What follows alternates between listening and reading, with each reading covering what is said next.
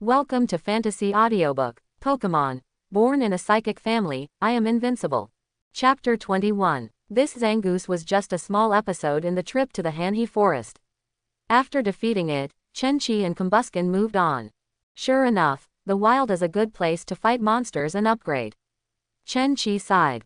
Compared with the Battle Club, there are countless Pokemon in the wild, and no one knows what Pokemon will pop out of the grass in the next second. But everything has advantages and disadvantages. Compared with the Battle Club that can specify the strength of Pokemon, the strength of Pokemon in the wild is high or low. Secondly, playing against clubs can hone the trainer's command level, which is also crucial. But overall, the upgrade efficiency in the field is still much higher than that of the club.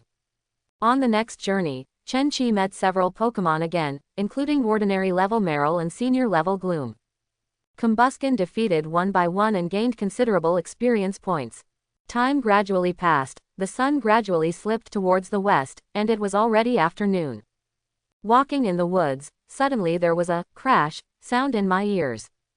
Chen-Chi raised his eyes, and a large river several meters wide came into view. This should be the Han River.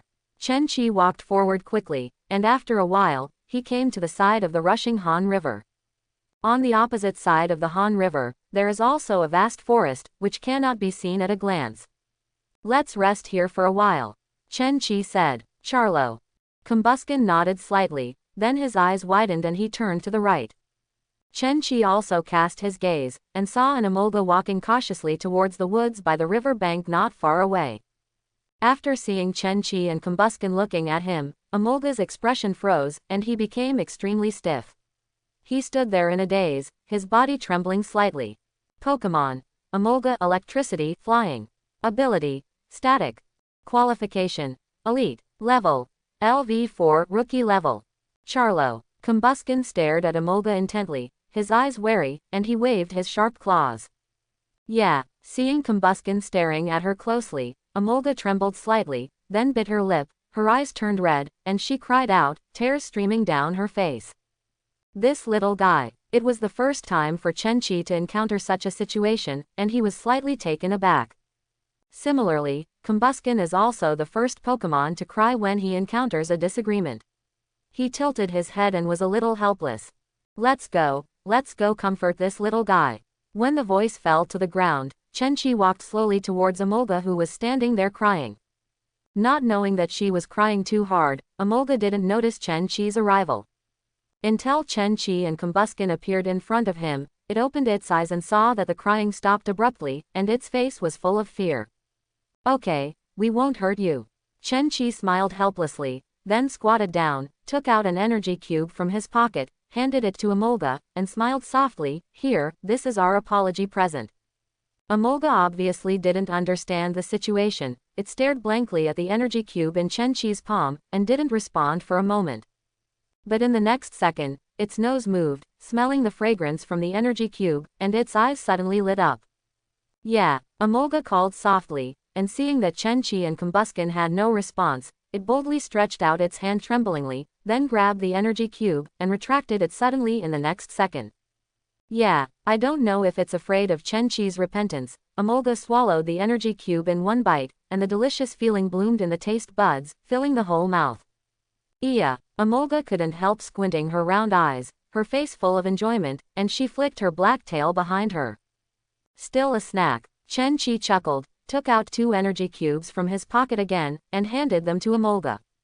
This time, Emolga accepted the energy cube unceremoniously, and took another gulp of swallow. Yeah. Emolga looked happy and shook her hands, as if she was singing an unknown song. Chen-Chi couldn't help laughing, then took out 2 energy cubes again, handed them to Emolga, and said, these are the last 2. Emolga had just received the energy cube and was about to swallow, but after hearing Chen-Chi's voice, it stopped abruptly, holding the energy cube firmly in its hand. Okay, let's go, don't let other Pokemon snatch your stuff. Chen-Chi stood up, waved at Emolga, and turned to leave. Yee. Emolga looked at the back of Chen-Chi and Combusken leaving, and subconsciously hugged the energy cube tightly in her arms. Pokemon is amazing, Chen-Chi suddenly whispered. Charlo. Combusken nodded thoughtfully. It seems that we have to pay attention next time, don't scare these innocent little guys. Chen Qi smiled. Charlo. Combuskin understood. But Chen Qi hadn't gone far when Growl suddenly came from behind him. Yeah. Chen Qi and Combuskin looked at each other, turned around at the same time, and ran towards the place just now. At the same time, not far away, Squirtle, the last blow, water gun. Lu Yan said calmly. Jenny. Squirtle puffed up his cheeks, spit up an incomparably swift stream of water from his mouth, hitting Vulpix in the blink of an eye. Vulpix is an orange fox with 6 curly tails, but at this moment its soft red-brown hair is soaked and wet by the water. Oh! Vulpix screamed and fell to the ground, his eyes turning into circles. Go, Pokeball! Seeing this, Lu Yan was overjoyed, and immediately threw a Pokeball. The Pokeball hits Vulpix and shoots a red light that envelopes it and traps it. Ding! Ding! Ding! Until the Pokeball stopped shaking, Lu Yan finally let out a long sigh of relief. He couldn't wait to run over to pick up the Pokeball and shouted, "I've got Vulpix." Seeing this, Tan Shi smiled and applauded. Congratulations, this Vulpix has good qualifications and can be used as the main training. Yeah, Lu Yan had a bright smile on his face, and he held the Pokeball tightly. Tan Shi said with a smile, "This is the first time I conquered a Pokemon through a battle. It's nervous, exciting, anticipating, and happy. Let's go along the Han River and strive to evolve Squirtle within these 2 days." Okay, Lu Yan nodded heavily. Yi. Emolga stood on a tree that wasn't too tall, holding the energy cube tightly in its arms, with tears in its eyes. Wow! Under the tree, a gray Pokemon was staring at Emolga coldly, with fierce eyes and barking. It has 2 large and curved horns on the top of its head, a tail that resembles an inverted triangle, and sharp fangs protruding from its mouth. Hoo! The terrifying howl sounded in the woods for a long time without stopping. Emolga tightly closed her eyes. Even though Houndoom kept roaring under the tree, it still hugged the 2 energy cubes in its arms. Houndoom suddenly opened his mouth, during which orange flames surged, and a thick pillar of fire gathered in an instant, and the heat wave rolled towards Emolga. At that moment, a blue light beam came from a distance, and collided violently with the flamethrower in an instant. Boom! A huge roar suddenly exploded in midair. The explosion was deafening, a strong shock wave was set off and spread in all directions, the leafage fell rustlingly and the wind fluttered.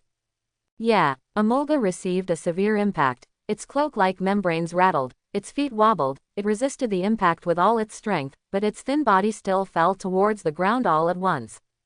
Yeah, Emolga fell quickly, it closed its eyes tightly, not daring to look, but hugged the energy cube in its arms even tighter.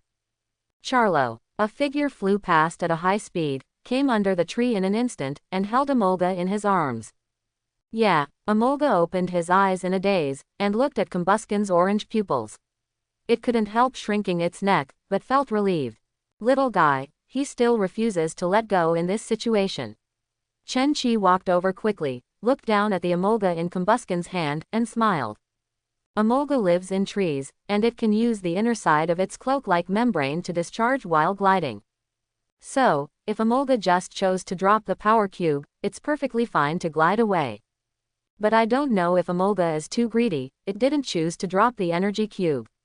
Whoa! Looking at the scene in front of him, Houndoom's scarlet eyes became colder and colder, his mouth splashed with poisonous sparks, and he raised his head to the sky and howled in terror. Chen Qi's eyes were fixed, and he carefully looked at the Houndoom in front of him.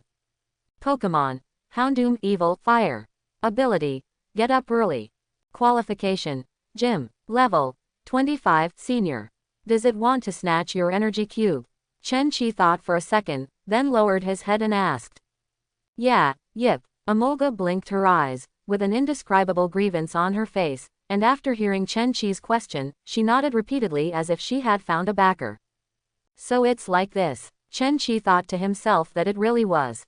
These energy cubes are made by Chen Ma herself, the quality is perfect, they are rare in the market, and they have a fatal captivate for every Pokemon.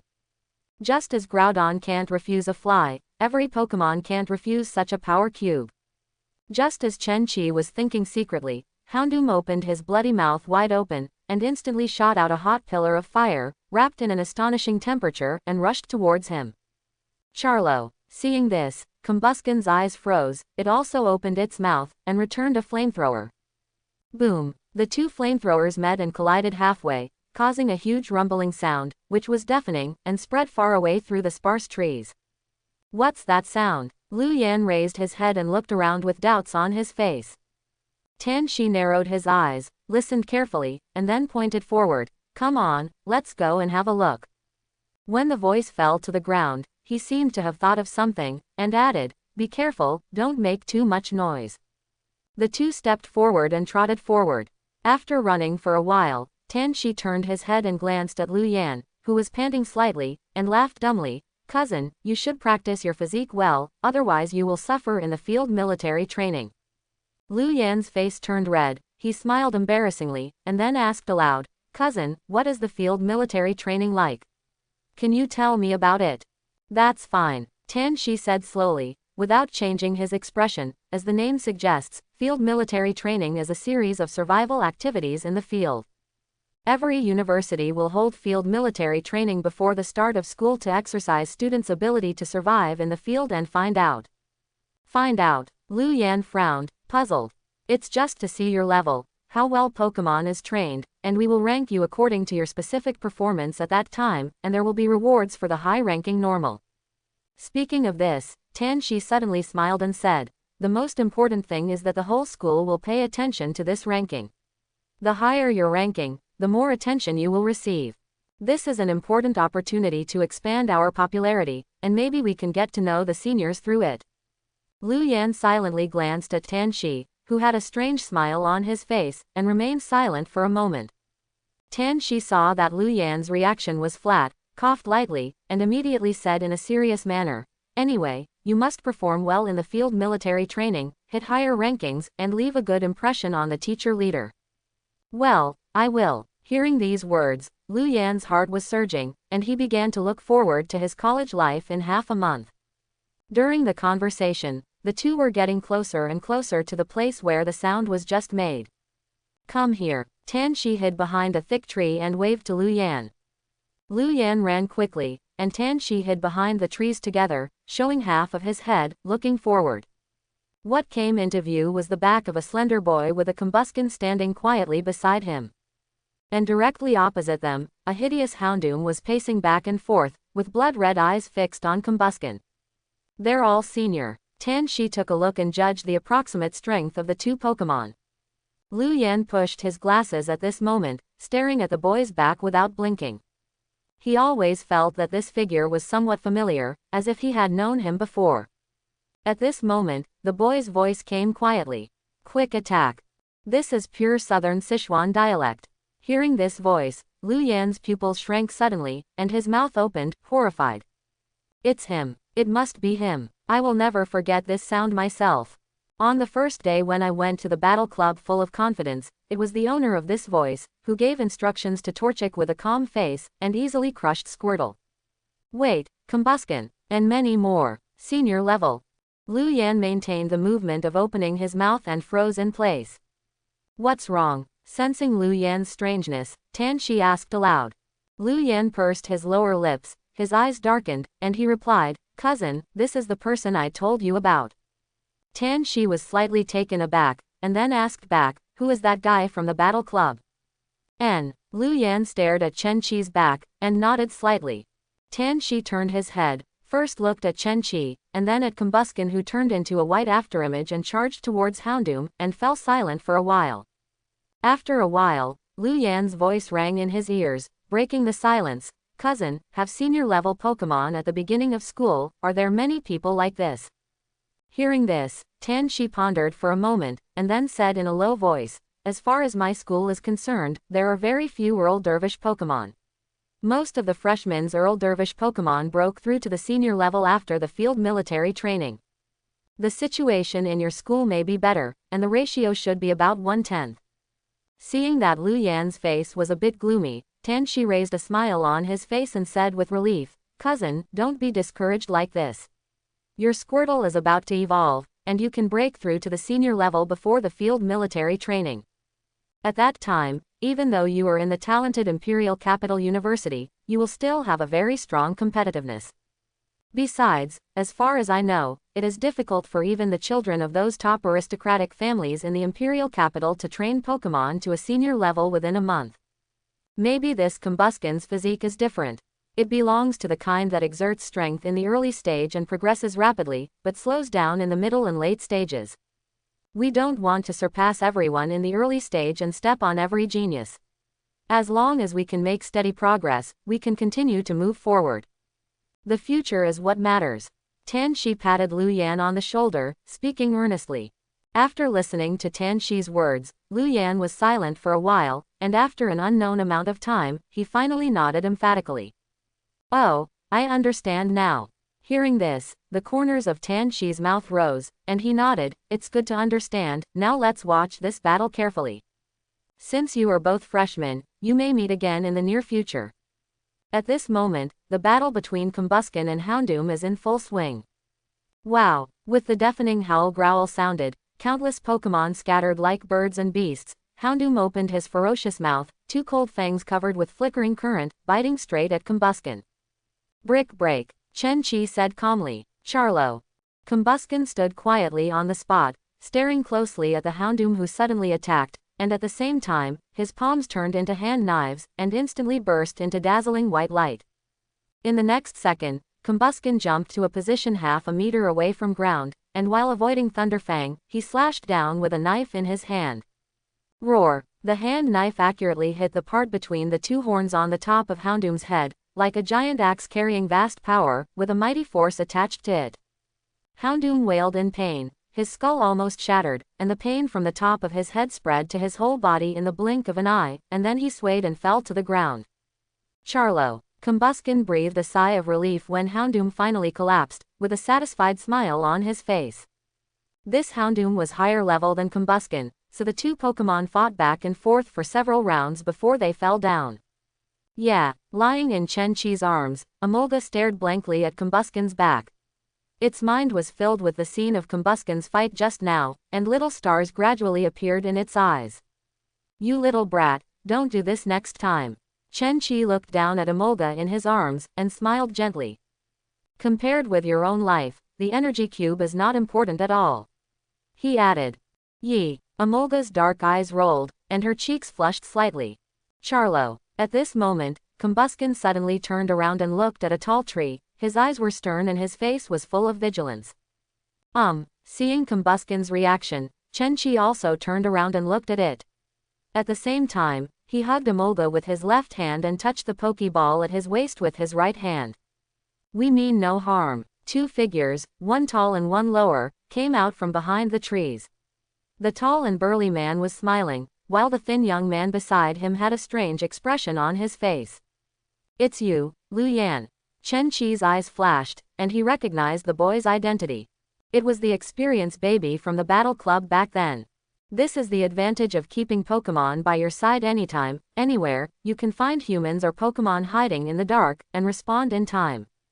Pokemon's sense of smell, hearing, and detection are far superior to humans.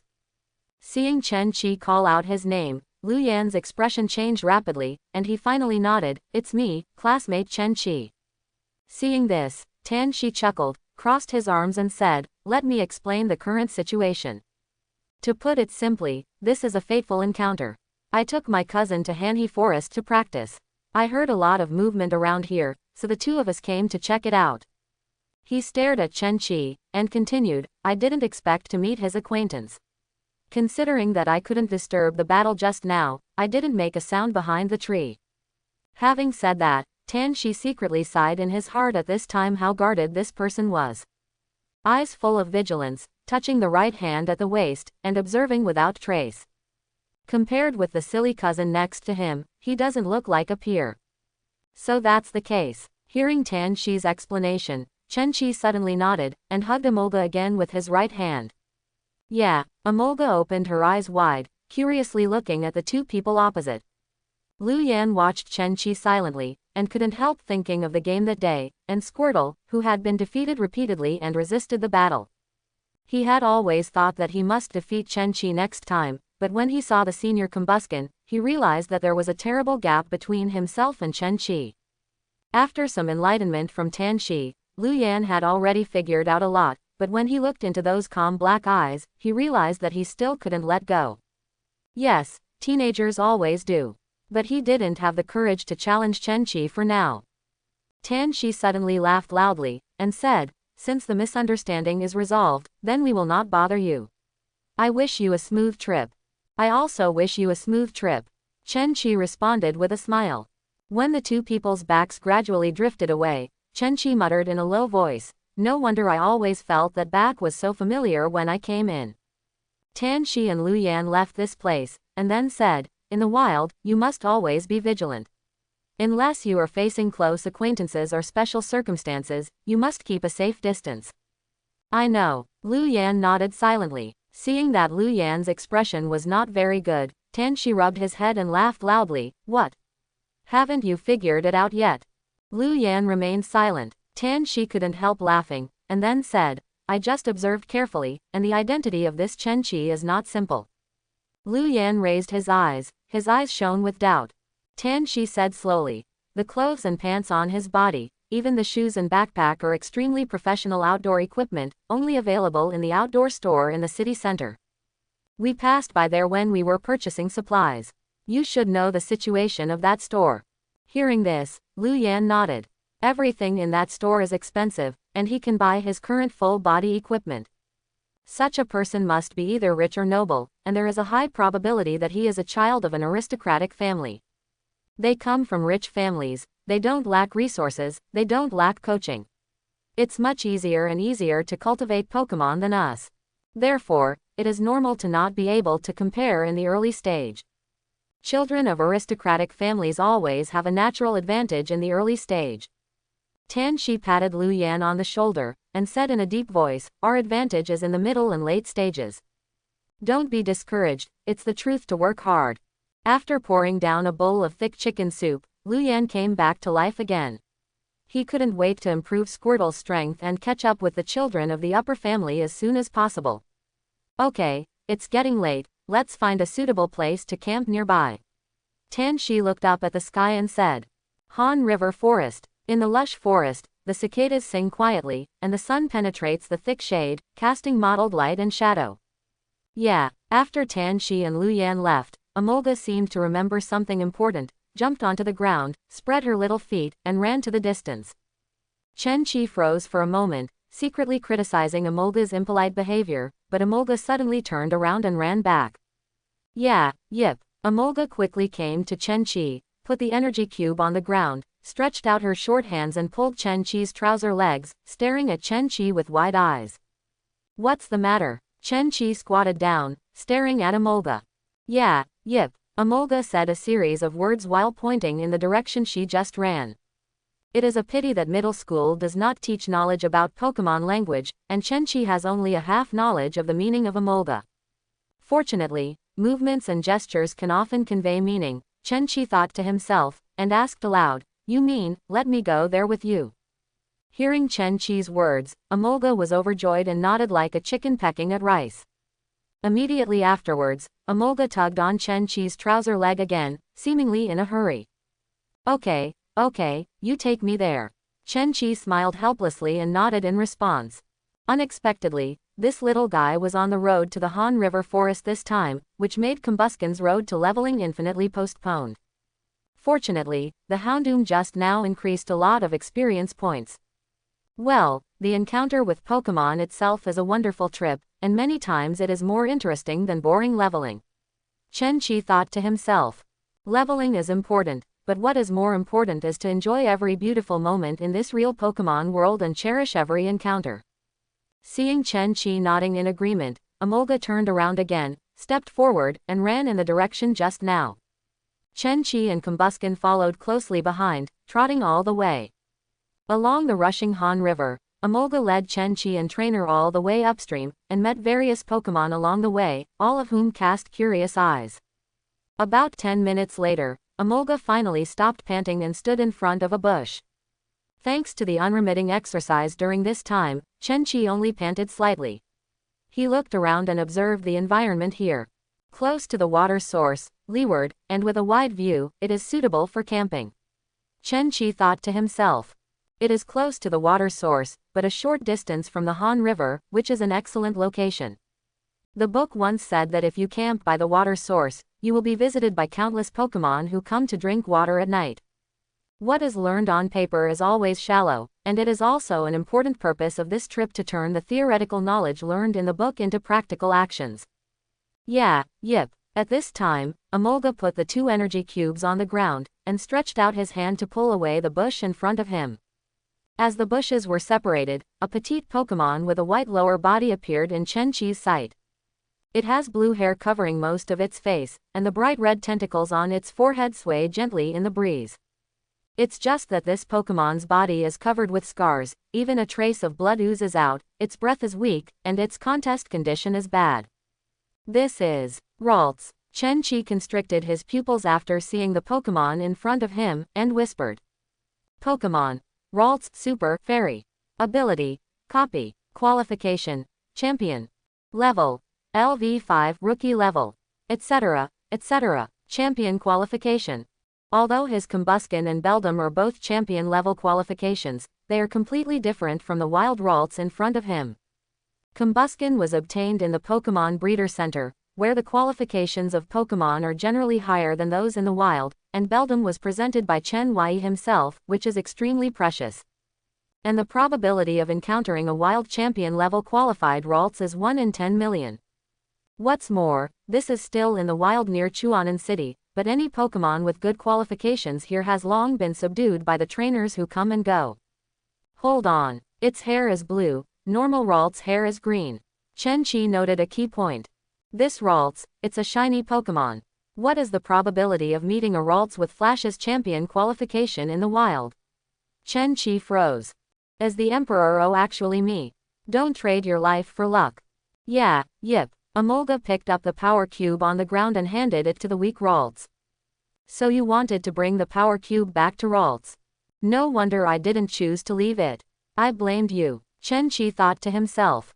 Ralts managed to lift his head and glanced at Emolga through red eyes hidden by blue hair. The next second, it noticed Chen-Chi behind Emolga, its body suddenly shrank back and trembled uncontrollably. Laulu laulu. And this series of actions involved the place where it was already injured, and the severe pain hit like a tide, making it groan in pain. Yeah, seeing Ralts' painful appearance, Emolga was helpless for a while, and stood there blankly. The child is injured. Chen-Chi's voice sounded quietly. It needs to be treated as soon as possible, otherwise it won't be able to eat anything, Chen-Chi said. Yeah, Emolga nodded quickly as if she understood something. Afterwards, Chen-Chi took out the first aid kit from his backpack, and took a step closer to Ralts. Don't be afraid, little guy, I have no ill intentions towards you. Chen-Chi said softly. Laulu laulu. After Ralts heard Chen-Chi's words, his eyes flickered, and the red horns on his head shone slightly. Seeing this, Chen-Chi remembered the information about Ralts. Ralts can detect the emotions of humans and Pokemon with the red horns on their heads, and can distinguish between goodwill and hostility. If it senses hostility, it will hide in the dark and not be found. Laulu. Suddenly, a warm current flowed through various parts of Ralts' body, and his body gradually became warmer. Ralts sensed the kindness emanating from Chen-Chi, and it called softly, no longer dodging. Seeing this, Chen-Chi stretched out his hand and carefully carried Ralts out, and put them on the ground beside him. Then take out the first aid tools in the first aid kit, as well as the healing spray, etc., and treat Ralts. A serious injury. Carefully observing the injuries on Ralts, Chen-Chi frowned and said in a low voice. This is not an injury caused by being defeated by Pokemon and losing the ability to fight, but a serious injury that may endanger life if it is more serious. Fortunately, the contents of the first aid kit are complete. Chen-Chi said happily. Chen-Chi had already mastered the necessary first aid skills before he came to the field, and he didn't panic, and began to treat Ralts step by step. About 10 minutes later, Chen-Chi wiped off the fine sweat on his forehead, and let out a deep breath. Yeah, yip. Seeing Chen-Chi stop his movements, Emolga, who had been staying by his side, immediately called out. Chen-Chi chuckled, and said, Don't worry, your little partner is fine, and he will fully recover after a period of rest. Laulu laulu. Ralts lay in Chen-Chi's arms, screaming softly. The spirit on his face was much better than before. Yi. Seeing this, Amolga showed a bright smile on his face and danced. Okay, although you're fine for now, you must have a good rest today. I'll spray you with a healing spray tonight, and you'll be alive and kicking tomorrow morning. Chen Qi clapped his hands and said with a smile. Lalu. Ralts nodded, his eyes flickering in the shade of his hair. On the contrary, I'm quite curious about your injury, so serious. Chen Qi narrowed his eyes and muttered in a low voice. Ralts seems to want to answer this answer, but Chen Qi is not proficient in Pokemon language, and there is no talking Meowth, so he put Ralts on the ground, stood up and said, Combuskin, you are here to watch them too, I am here camp next it. Charlo. Combuskin nodded emphatically. When Lin Feng walked not far away to start camping, Amolga approached Ralts and began to talk about the story of his encounter with Chen Qi. It keeps gesticulating with its short hands, and at the same time makes fighting postures. Lalu. After silently listening to Amolga's narration, Ralt's eyes were filled with strange brilliance.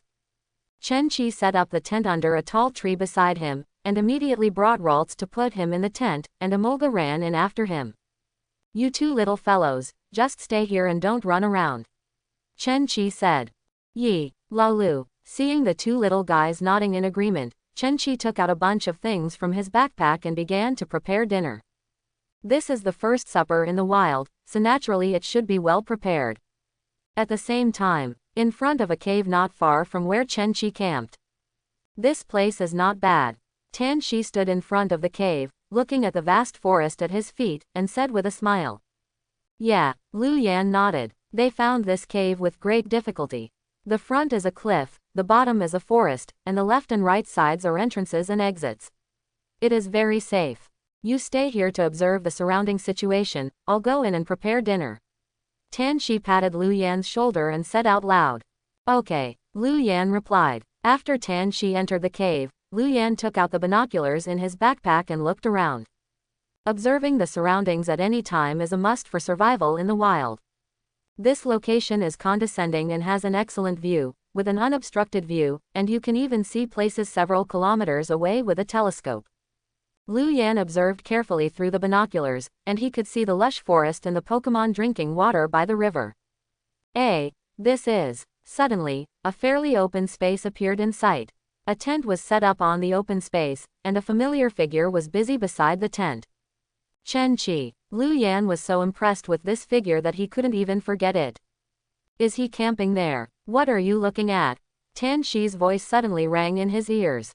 Lu Yan put down the binoculars in his hand, pointed to the location where Chen Qi camped, and said, It's Chen Qi, he camped there. Tan Shi took the binoculars and looked around, then nodded and commented, It's a good place to camp. Okay, it's getting late, let's have dinner first, and then show you the night in the wild. Tan Shifu said again. Hey, wait a minute. Tan Shi was about to put down the binoculars in his hand when he saw a tall man in a dark red uniform appearing in his sight. Because of the distance, he couldn't see the man's specific appearance clearly. He just followed the man, and the ugly Toxicroak stood out. This is. Tan Shi stared at the man carefully through the binoculars, and always felt that the dark red uniform on his body looked familiar, as if he had seen it somewhere. Immediately afterwards, under Tan Shi's observation, the man was moving in a certain direction with a firm goal. Tan Shi frowned slightly, secretly guessing the man's direction. The next second his pupils shrank suddenly, and he said in astonishment, Chen Qi.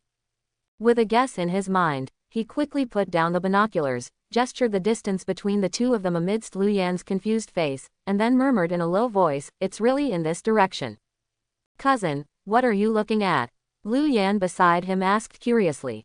I'm looking. As soon as he opened his mouth, a flash of lightning suddenly filled the layers of fog in Slash's mind, his face froze, and he immediately remembered where he had seen this dark red uniform before. On the wanted warrant. That's right, it's on the wanted warrant. This dark red uniform is the uniform of members of a poaching group and is used to identify them. Tan Shi has a little impression of this poaching group. It seems to be very large in scale, running in several regions, causing headaches for the magistrate. I didn't expect a member of this poaching group actually appeared here. What is he doing here? Or, why did he go straight to Chen Qi? Tanshi muttered in a low voice as many doubts came to his mind. Afterwards, while telling Lu Yan what he saw and thought, he continued to observe through the telescope. The other side. Okay, it's time to eat. Chen Qi put the dinner on the small table that he carried with him, and called out to the two little guys who were playing in the tent. Yi. Amolga ran out first, ran to the energy cube at a speed far exceeding this level, and unceremoniously picked up an energy cube to complete swallow. Greedy ghost. Chen Qi cursed with a smile, picked up Ralts and came to Amolga's side. Lalu. After Ralts was placed on the ground by Chen Qi, it bowed slightly and thanked Chen Qi. What a polite little fellow. Chen Qi opened his mouth with a smile, and then muttered in a low voice, I just don't know if it's a boy or a Stephanie. If it's a boy, bah, such cute Ralts must be Stephanie's son-in-law. Okay, let's eat quickly. Chen Qi put aside the messy thoughts, stretched out his hand to stroke Ralts' blue hair, and said gently. Lalu. A blush crept up on Ralts' cheeks, and he ate the energy cube slowly. Seeing this, Chen Qi smiled, and was also ready to start eating. Charlo. But at this time, Combuskin suddenly stopped eating, turned around and looked back, his gaze fixed. Seeing Combuskin's movements, Chen Qi also turned around and saw a middle-aged man in a dark red uniform walking slowly. He was tall and burly, wearing a pair of high-tech sunglasses. And beside the tall man, stood an ugly, dark blue Pokemon. Under its chin is a bloated red vocal cord, and there are 3 fingers and bright red claws on the back of each hand. Pokemon. Toxicroak Poison Fighting. Ability. Danger Prediction. Qualification. Gym. Level. 34 Elite. The evolution level of a normal Toxicroak is 37, but this Toxicroak evolved at level 34, it seems to be stimulated by external factors. Chen Qi thought secretly. Lalu. At the first moment when he saw the tall man, Ralts let out a slightly sharp growl, and suddenly shrank behind Chen Qi, pulling at the corner of his clothes. Chen Qi squinted his eyes, staring closely at this person who was obviously not kind. When the tall man saw Ralts, he showed a strange smile on his face. He first pressed the small button on the sunglasses, and then whispered, it seems that this time, I have the best luck. Immediately afterwards, he looked around with a smile on his face, first quickly skipped to Molga, and then stopped on Combuskin, who was full of vigilance, and smiled lightly. Yes, Combuskin is quite energetic, and should be able to sell for a good price. Toxicroak, deal with them. From the beginning to the end, this man had no communication with Chen Qi, and seemed to have no interest in Chen Qi at all. A Pokemon hunter. Seeing the tall man's actions, Chen Qi's eyes froze, and he said in a deep voice. Presumably Ralts' previous injuries were all thanks to the man in front of him. No, not necessarily. Pokemon hunters are often teamwork, and there may be other Pokemon hunters. Chen Qi secretly guessed. But no matter what, whether it's just him alone, or there are other Pokemon hunters behind the scenes, Toxicroak has already stepped forward and attacked Chen Qi. This is an elite Toxicroak, and while the Combuskin is very competitive in its class, it's impossible to compete across a large tier. The Pokeball on Chen Qi's waist began to shake violently. Chen Qi pressed the Pokeball and said in a deep voice, don't worry, I have a solution. Then, squinting his eyes, staring at the swiftly approaching Toxicroak, a bold thought occurred to him. If you defeat this Toxicroak, Combuskin will gain a lot of experience. And the super power system, 4 times restrained Toxicroak. This Pokemon hunter is here for Chen Qi. Perhaps, it's because of the strange colored Ralts behind Chen Qi. The binoculars that Tanshi was carrying were quite powerful, and he could clearly see that Chen Qi and the Pokemon hunter were in a confrontation, and a different colored Ralts was hiding behind Chen Qi. According to Tanshi's guess, this Pokemon hunter is most likely for Ralts of different colors. Odd color. Ralts, Lu Yan whispered beside him after hearing the words. Tanshi's eyes flickered, and while paying attention to the situation at the foot of the mountain, he replied, yes, Ralts are very special, and they can be sold at a high price in the black market. Because its rarity is comparable to quasi-god Pokemon, and it is extremely beautiful after evolution, it is loved by many trainers and is very popular. Speaking of this, Tanshi paused for a while, and then said in a complicated tone, and the Ralts of different colors, the price may be several times higher, which can be called sky high. No Pokemon hunter will let a heterochromatic Ralts go. If I'm not mistaken, Maybe this Pokemon hunter is just one of the members of the Ralts looking for a different color, and there must be many Pokemon hunters looking for it in other places at this moment. Then, Liu Yan was stunned for a while, and subconsciously asked. Tan Shi understood what he meant, and sighed softly. He put down the binoculars, looked at Liu Yan seriously, and said, "Cousin, these are ruthless people who are on the wanted warrant." Just commonplace. Liu Yan subconsciously asked. Then why did they come here? It's so close to Chuanan City. Looking at the rolling mountains in the distance, Tan Shi explained lightly, although it is very close, the Han River forest is vast and boundless. It is impossible for the Pokemon Association to send a large number of people to protect every entrance of the Han River forest. It only needs to protect the import and export of Hanhe Forest and South Sichuan City, and they can't control other places. This is the wild, you never know what's going to happen next second. After listening to these words in a daze, Liu Yan fell silent for a moment, opened his mouth, but didn't know how to react. I don't know how long it took. Liu Yan turned his head to stare at Tan Shi closely, and asked softly, "Cousin, they shouldn't put people to death, right?" Hearing this, Tan Shi's expression was solemn, and he shook his head lightly. It's hard to say, some Pokemon hunters only want to snatch Pokemon, and don't want to get into other troubles. But they are wanted criminals after all, and they do whatever they want.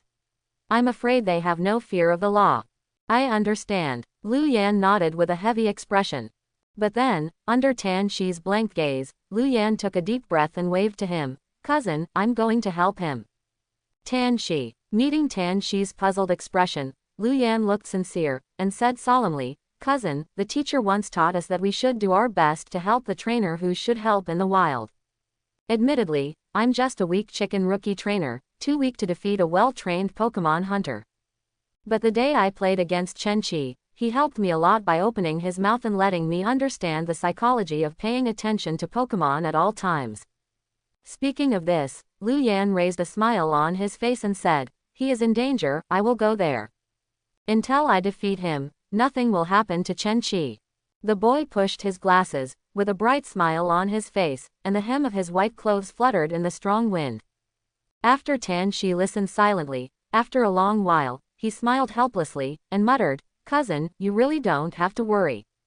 Afterwards, he went into the cave and took some necessary items, and waved to Liu Yan, "Let's go." Toxicroak, Golbat, Mightyena, Beedrill, Fearow, etc. are all Pokemon that villains particularly like. And this elite-level Toxicroak simply cannot resist with the veteran-level Combusken. But Toxicroak is 4 times restrained by the superpower system. It just so happens that I'm a psychic. Chen Qi stared at the rushing Toxicroak with fixed eyes. In the next second, his eyes glowed with a bright blue light, and an invisible wave of super energy came out of his body, and immediately turned into countless blue needles and poured into Toxicroak's head. Suddenly, Toxicroak stopped and stood where he was, as if countless sharp needles were inserted into his skull at the same time. The nerve roots were broken, and a huge wave was set off in his mind. Roar! Toxicroak had a splitting headache. He put his arms around his head and let out a heart-piercing growl. Toxicroak. The Pokemon hunter looked at this scene, was slightly taken aback, and then asked aloud. Combusken, Flamethrower. Chen Qi seized the opportunity and quickly ordered. At this moment, Ralts, who was hiding behind Chen Qi, raised his head and stared blankly at his back. Lalu. It felt that the energy in Chen Qi's body was almost exactly the same as the psychic in it. Lalu. It turns out that he is not human. Lalu stared blankly at this scene. Chen Qi was emitting a faint blue light all over, the breeze was blowing, and the hem of his clothes was swaying. Charlo. At the same time, Combusken seized the golden opportunity, opened his mouth, and instantly spit up an extremely hot pillar of fire. The flames surged and flew away through the air. Still throbbing with pain in his head, Toxicroak couldn't dodge and was hit head-on by the flamethrower. Boom! Toxicroak staggered and took several steps back. His chest was already scorched black, and his contest condition dropped significantly. The effect is not bad. It seems that my psychic has at least elite power. Chen Qi stopped using psychic, looked up at Toxicroak who was seriously injured, and nodded in satisfaction. Psychic did a great job against Toxicroak, while Flamethrower also managed to break through its defenses, dealing effective damage. With the superposition of these two injuries, Toxicroak suffered heavy injuries, and he was like a candle in the wind, and he might fall down at any time. It is suggested that trainer can play in person in future games. The Pokemon hunter glanced at Toxicroak, who was seriously injured, then raised his eyes to look at Chen-Chi carefully, and then smiled, so it's a psychic. Immediately afterwards, he stared at Chen-Chi, and said slowly, I'll give you a chance, Ralts, stay, you go. Lalu. Hearing this, Ralts tightly grasped the corner of Chen-Chi's clothes. Yeah, Emolga stood beside Ralts, gesticulating with the Pokemon hunter, as if greeting him kindly. A slight smile appeared on Chen-Chi's face, and he said lightly, continue. Hearing Chen-Chi's answer, the Pokemon hunter grinned, I don't know what to do. Go, deal with them. He raised his hand and threw another Pokeball. As a beam of red light landed, a huge Pokemon landed on the ground with a boom. It has a body composed of plum red and black, with yellow pupils, circle-shaped purple markings on its body, purple and red antennae, and gray-black belly. Pokemon. Scolipede, Worm, Poison. Ability, Stinger. Qualification, Gym. Level, LV36 Elite. The Elite Scolipede is even more powerful than the Toxicroak next to him. Although Scolipede looks a bit cumbersome, it is fast and very flexible. It can chase down the enemy with swift movements, attack with the horns on its head, and never stop before the enemy is killed. Toxicroak was the first to launch an attack. Although its contest condition fell seriously, it still has the power to fight. In the face of the huge level gap, Combuskin still needs to be careful not to be hit by Toxicroak's attack. Be careful, Chen-Chi said to Combuskin with a solemn face. Charlo. Combuskin's eyes were sharp, looking at Toxicroak rushing towards him with fighting spirit. At the same time, Scolipede rushed towards Chen-Chi at an astonishing speed, with a ferocious face, giving people a strong sense of oppression, and there was a battle between the two. Embor, Flamethrower. Just as Chen-Chi's right hand touched the Pokeball on his waist, a thick and powerful voice suddenly sounded in his ears.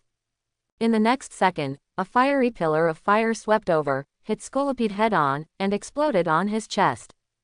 Boom! Scolipede is twice as restrained by fire skills, and this flame is powerful, causing considerable damage to Scolipede in an instant. Chen-Chi was taken aback for a moment, then raised his eyes and saw the two of them appearing at the end of his sight. The tall and burly Tan-Shi, and the thin Lu Yan.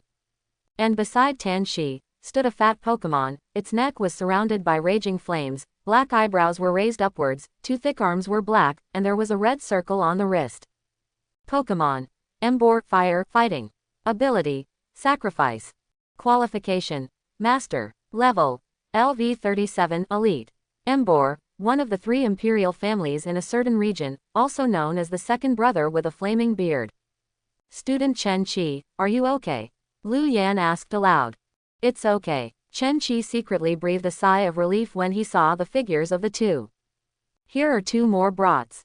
The Pokemon hunter cursed secretly, his fierce eyes swept over Tan-Shi and the two, and finally fell on the tall and burly Embor.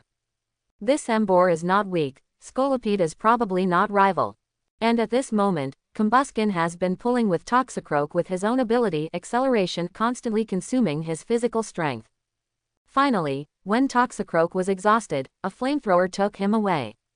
And after Toxicroak lost his combat ability, Combuskin gained a huge amount of experience points in an instant, directly promoted to 1 level, and was close to the next level.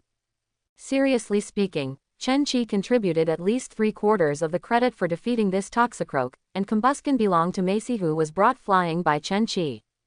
Looking at Toxicroak, who fell on the ground, the Pokemon hunter's eyes flashed an imperceptible sternness, and he knew that he was at a huge disadvantage at this time. Combuskin defeated the elite Toxicroak alone. Seeing this, Lu Yan secretly swallowed a mouthful of saliva and said in a hoarse voice, Chen-Chi, this person is a Pokemon hunter, let me get rid of him first. Tan-Shi glanced at Chen-Chi, and immediately said in a deep voice, Okay. Chen-Chi nodded. It's up to you 3 brats, Scolipede, stop them. The Pokemon hunter yelled, with a grin on his face and outstretched arms. Wow! Scolipede let out a roar of shock, and directly faced the oncoming Embor. When 2 kings meet, there must be a battle. Seeing that Tan-Shi's full attention was on Embor at this time, the Pokemon hunter quickly reached out to touch his waist, where there was a smoke bomb. But just as his right hand stretched out to his waist, a sharp pain hit his mind, like a sharp knife piercing his scalp, and endless pain spread throughout his body. What? The Pokemon hunter let out a miserable growl, which caused both Tianqi and Luyan to turn their heads to look.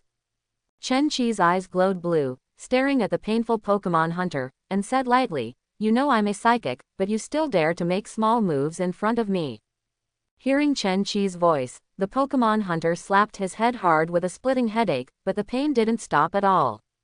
Roar! Scolipede realized that Trainer was in trouble, roared angrily, and wanted to turn around to save him.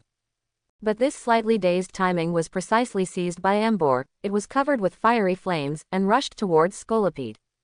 Scolipede had no time to dodge in the scorching heat, and was directly knocked away by Ambor several meters away, before hitting the ground heavily, his whole body scorched black, and his eyes turned into circles.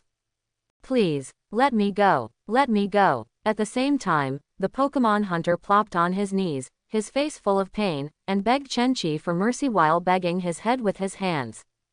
Seeing the Pokemon hunter look like this, Tianqi and Luyan felt goosebumps all over their bodies and shivered. With calm eyes, Chen-Chi looked the Pokemon hunter up and down, then stopped using Psyshock on him. Just as the Pokemon hunter breathed a sigh of relief and the pain subsided, the Pokeball, smoke bombs and other small objects around his waist, and even the sunglasses on his face suddenly flew out of thin air. Under the desperate gaze of the Pokemon hunter, these things floated to the ground in front of Chen-Chi.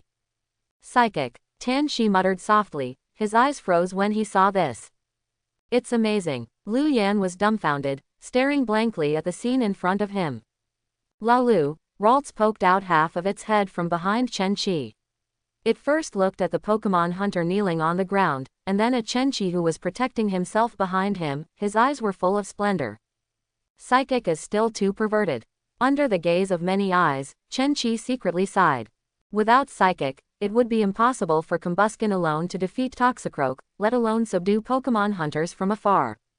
Secondly, the sudden arrival of Tianqi and Luyan was out of his plan, and Chen-Chi's greatest confidence from the beginning to the end was the Pokeball on his waist. This is the biggest guarantee for Chen-Chi to enter the Hanhi Forest. Dad Chen is a very powerful gym-level trainer, and the Pokemon in this Pokeball is at the gym-level level. This Pokemon hunter can power trip with just 2 elite Pokemon.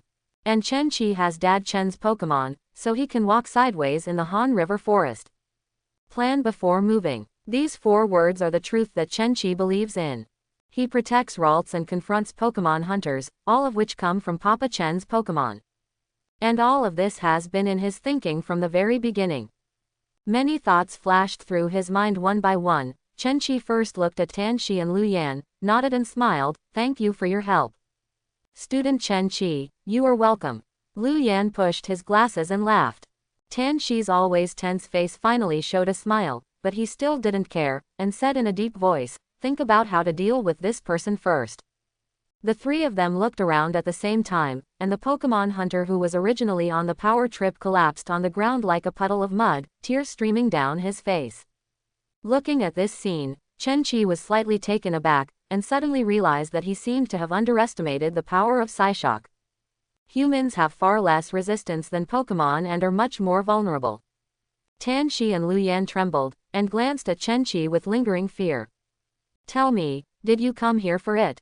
Chen-Chi squatted halfway, pointing to the Ralts beside him. "I don't know if the Pokemon hunter is still in the contest condition where his consciousness is muddled, or he is unwilling to answer, and there is no response for a while." It was just Chen-Chi's next sentence that made the Pokemon hunter's body tremble slightly. "If you don't talk about it, go ahead and experience the feeling of Psyshock." I said. The Pokemon hunter raised his head vigorously, staring directly at Chen-Chi with bloodshot eyes, and spoke hoarsely. After a while, he let out a breath, and said weakly, "This Ralts of a different color is exactly the goal of our trip." "Us? Yes, we. I'm just one of the members searching for it. At this time, several members are searching for its traces. If I catch it alone, I can enjoy the credit alone, but I didn't expect." Having said that, the Pokemon hunter took a deep look at Chen-Chi, his eyes full of fear. "I really didn't guess, he was just one of the members." Tan Shi folded his arms and said lightly. How many members are there? Chen Qi asked. The Pokemon hunter's eyes flickered, and then he replied. 11, they are scattered in various places in the Han River Forest at this time, and it may not be long before they find you. Hearing this, the three of them were silent for a moment. What strength? The Pokemon hunter replied truthfully. There are professional level trainers like me, and there are also professional level trainers. Even this time, the team leader is a gym level trainer. Gym level trainer. Hearing this, Chen Qi frowned slightly and asked. Well, it was the gym level trainer sent directly by the base. This time it was he who led us to capture Gardevoir, but we didn't expect that Gardevoir desperately sent Ralts away. These words contained a lot of information. Chen Qi's eyes flickered and his thoughts turned. Lalu. After hearing the word Gardevoir, Ralts suddenly became excited and grabbed Chen Qi's sleeve with his hands. What's wrong? Sensing Ralts' strangeness, he asked in concern. Unexpectedly, in the next second, the red tentacles on Ralts' forehead glowed with a faint white light, and the super energy wave vented out. Immediately afterwards, a strange scene suddenly appeared out of thin air in front of the eyes of the people present, as if across time and space, directly presenting the picture of an unknown place. Future sight. Tan Shi widened his eyes and said in horror. As superpower Pokemon, the Ralts have the ability of future sight. It's just that such a weak Ralts has actually mastered this skill, their aptitude is really against heaven. Sighing secretly in his heart, Chen Qi carefully stared at the scene that appeared in his mind. The first thing that catches the eye is a dense forest, and gradually moving along the scene, a wooden house appears in front of you. As he entered the wooden house, Chen Qi saw a tall man in a dark red uniform sitting on a wooden bench, staring at the iron cage in front of him. And in the iron cage, stood a Pokemon wearing a white dress. It had slightly curly green hair and sparkling red pupils. Yes, it is the Queen of Power, Gardevoir. After seeing Gardevoir, the picture gradually collapsed, and disappeared completely after a while. Lalu Lalu. Ralts tugged on Chen Qi's sleeve again, raised his head and looked at him pitifully. Do you want me to save her? Chen Qi asked gently. Lalu. Ralts nodded heavily. Don't worry, I will. Chen Qi touched Ralts' head, then stood up straight, and asked the Pokemon hunter who also saw the picture just now, is the wooden house just now your temporary camp? The Pokemon hunter nodded and replied, yes, that's our temporary camp in the Han River Forest. Who was that person just now? Chen Qi fixed his eyes and asked. Team leader, gym level trainer. Speaking of this, the Pokemon hunter parted his mouth, revealing an elusive smile. Chen Qi was naturally not used to him, and directly attacked him with a Psyshock, and the latter hugged his head and frantically begged for mercy the next second. Please spare me, I'll tell you everything. The Pokemon hunter looked pained and begged for mercy. Hearing this, Lu Yan glanced weakly at Chen Qi, whose face was full of calmness. He always felt that Chen Qi was the real villain. Chen Qi stopped the Psyshock and watched the Pokemon hunter quietly. During the day, the commander stays at the camp to watch over Gardevoir, while the rest go out to search for traces of the Ralts and capture other precious Pokemon. When night falls, all members will return to the camp. If I don't go back on time tonight, the officer will definitely search for my trace after he finds out. At that time, as long as you are still in the Han River Forest, you will definitely be discovered. Having said that, the Pokemon hunter glanced at Chen Qi secretly, seeing that he was listening carefully, rolled out his Adam's apple, and continued, if you let me go back, I promise I won't tell what happened today. By daylight tomorrow, you can go to the camp and free Gardevoir. Hey, hearing these words, Chen Qi sneered. How can he guarantee that he won't speak out?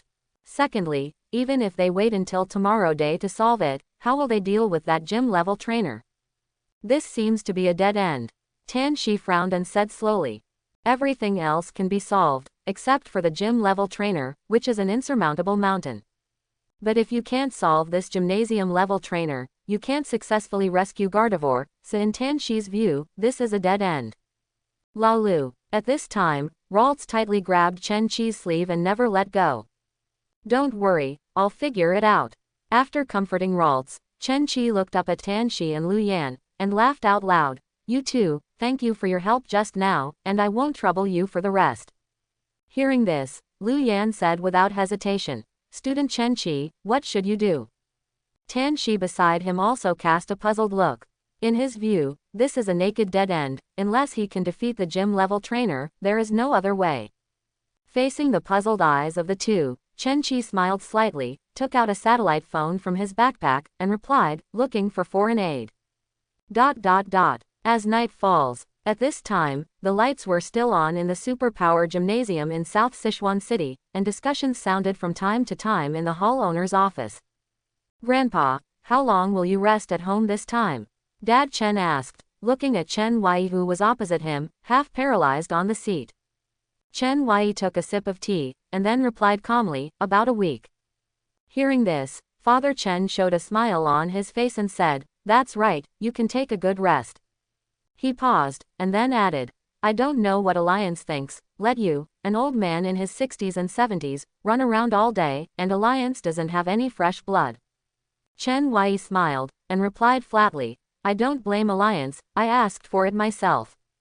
Afterwards, he stretched his neck and said, our Chen family doesn't have as deep a heritage as other families, and we can only rely on continuous accumulation from generation to generation.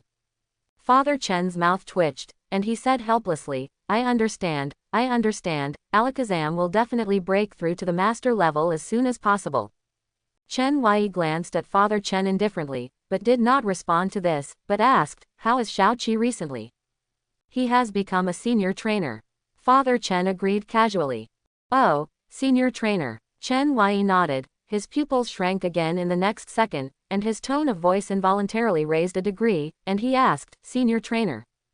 Father Chen laughed secretly. He didn't expect the old man, who is usually calm, to lose his composure sometimes. Yes, his combustion broke through to the senior level a few days ago, and he was certified as a senior trainer yesterday. Dad Chen replied. Not bad. The old man regained his calm appearance, but the corners of his mouth slightly raised completely exposed his emotions. What about Beldam? Chen Wei continued to ask.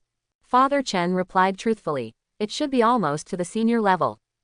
Good. This time, Chen Wei patted his thigh with a smile on his face. Father Chen chuckled lightly, and said complacently, it's not that I gave birth to a good grandson for you.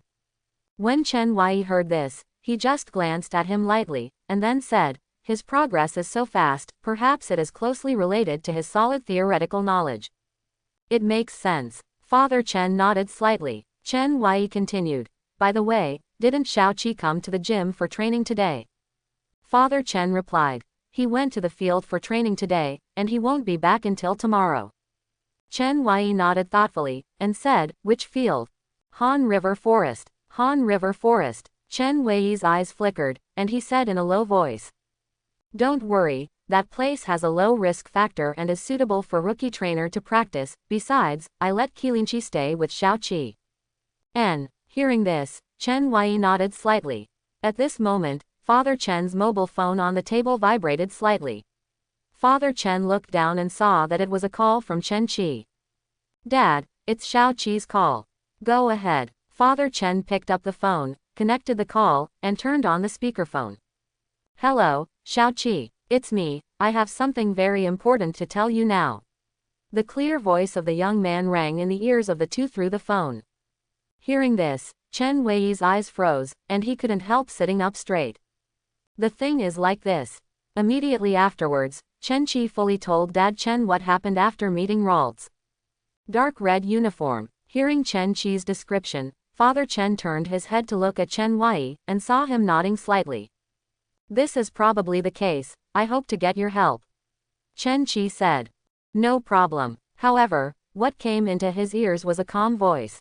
Chen Qi was slightly taken aback, and quickly understood who the owner of the voice was, Grandfather Chen Wei. Before he could answer, Chen Wei's voice continued to sound. Xiao Qi, you stay where you are, and keep the positioning open, we will be there soon. Doduo beep. The next second, the phone was hung up. Old man, what is the dark red uniform Xiao Qi mentioned just now? Father Chen stood up and asked aloud. Chen Wei also got up, and replied indifferently, a poaching group roaming in several regions, and their leader is a master trainer. This poaching group acts very carefully, and its mobile sites are limited to mountainous areas, so it is very difficult to track them down. Speaking of this, a faint smile appeared on Chen Wei's face, and he said, but in the final analysis, it is just that there is no need to eliminate this poaching group, and the effort is not directly proportional to the harvest. Of course, now it seems that there is no need for this poaching group to exist. After saying this, Chen Wei took out his mobile phone, dialed a number, and said, "Assemble, follow my location to Hanhe Forest." Looking at this scene, Father Chen said weakly, "Dad, as far as a gym-level trainer is concerned, it doesn't need to be so big." Chen Wei didn't turn his head, but said calmly, "I said, this poaching group will be removed tonight." Seeing that Father Chen didn't move for a long time, Chen Wei turned his head and asked, "What's the matter? Are you not going?" Go right away." Father Chen responded immediately. The two quickly walked out of the gymnasium and came to an open space. Chen Wei raised his hand and threw a Pokeball. Roar! With the roar, a huge Pokemon hovered in the air, and the two blood-red wings of Contest flapped violently. Quasi-God, Storm Salamander. Let's go. When the Storm Salamander landed on the ground, Chen Wei and Chen's father jumped on their backs. Immediately afterwards, the Storm Salamander fluttered its wings and flew high, taking advantage of the vast night, towards Linfei, the forest of the Han River. The night fell quickly, and the night quickly spread across the world, hiding the hustle and bustle of the day, and the silence spread throughout the Han River forest. But every trainer knows that the Hanhe Forest at night is the busiest time. Countless Pokemon travel in the dark, looking for food and water. Student Chen Qi, do you mean the sheriff by foreign aid? Seeing Chen Qi hang up the phone, Lu Yan couldn't help asking. The magistrate, whose duty is to maintain the tranquility of social order. Chen Qi thought for a second, then replied, almost. He once heard Father Chen mention that Chen Wei, as an elite of the superpower system, seems to have specific responsibilities related to the magistrate. At this time, Tan Shi's eyes flashed, and he said worriedly, "It takes 2 full hours to drive from the city center to the entrance of the Hanhe Forest, and it takes a lot of time to get from the entrance to our place. With such a toss, can we make it in time? Even riding a flying mount will take a lot of time, right?" Lu Yan added after hearing what Tan Shi said. Chen Qi understood what the two of them were worried about. It was dark now, and perhaps the gym-level trainer would soon know the news of the Pokemon hunter's disappearance. At that time, before foreign aid arrives, they will be in great danger. Thoughts flashed. Chen Qi nodded to the two, and said with a smile, "Don't worry, my father is a powerful trainer, they will be here soon." Hearing this, Lu Yan recalled Tan Shi's previous speculation. Chen Qi must be either rich or noble, with a deep background. As a result, the two looked at each other and did not speak again. "You two, help me tie this man to a tree."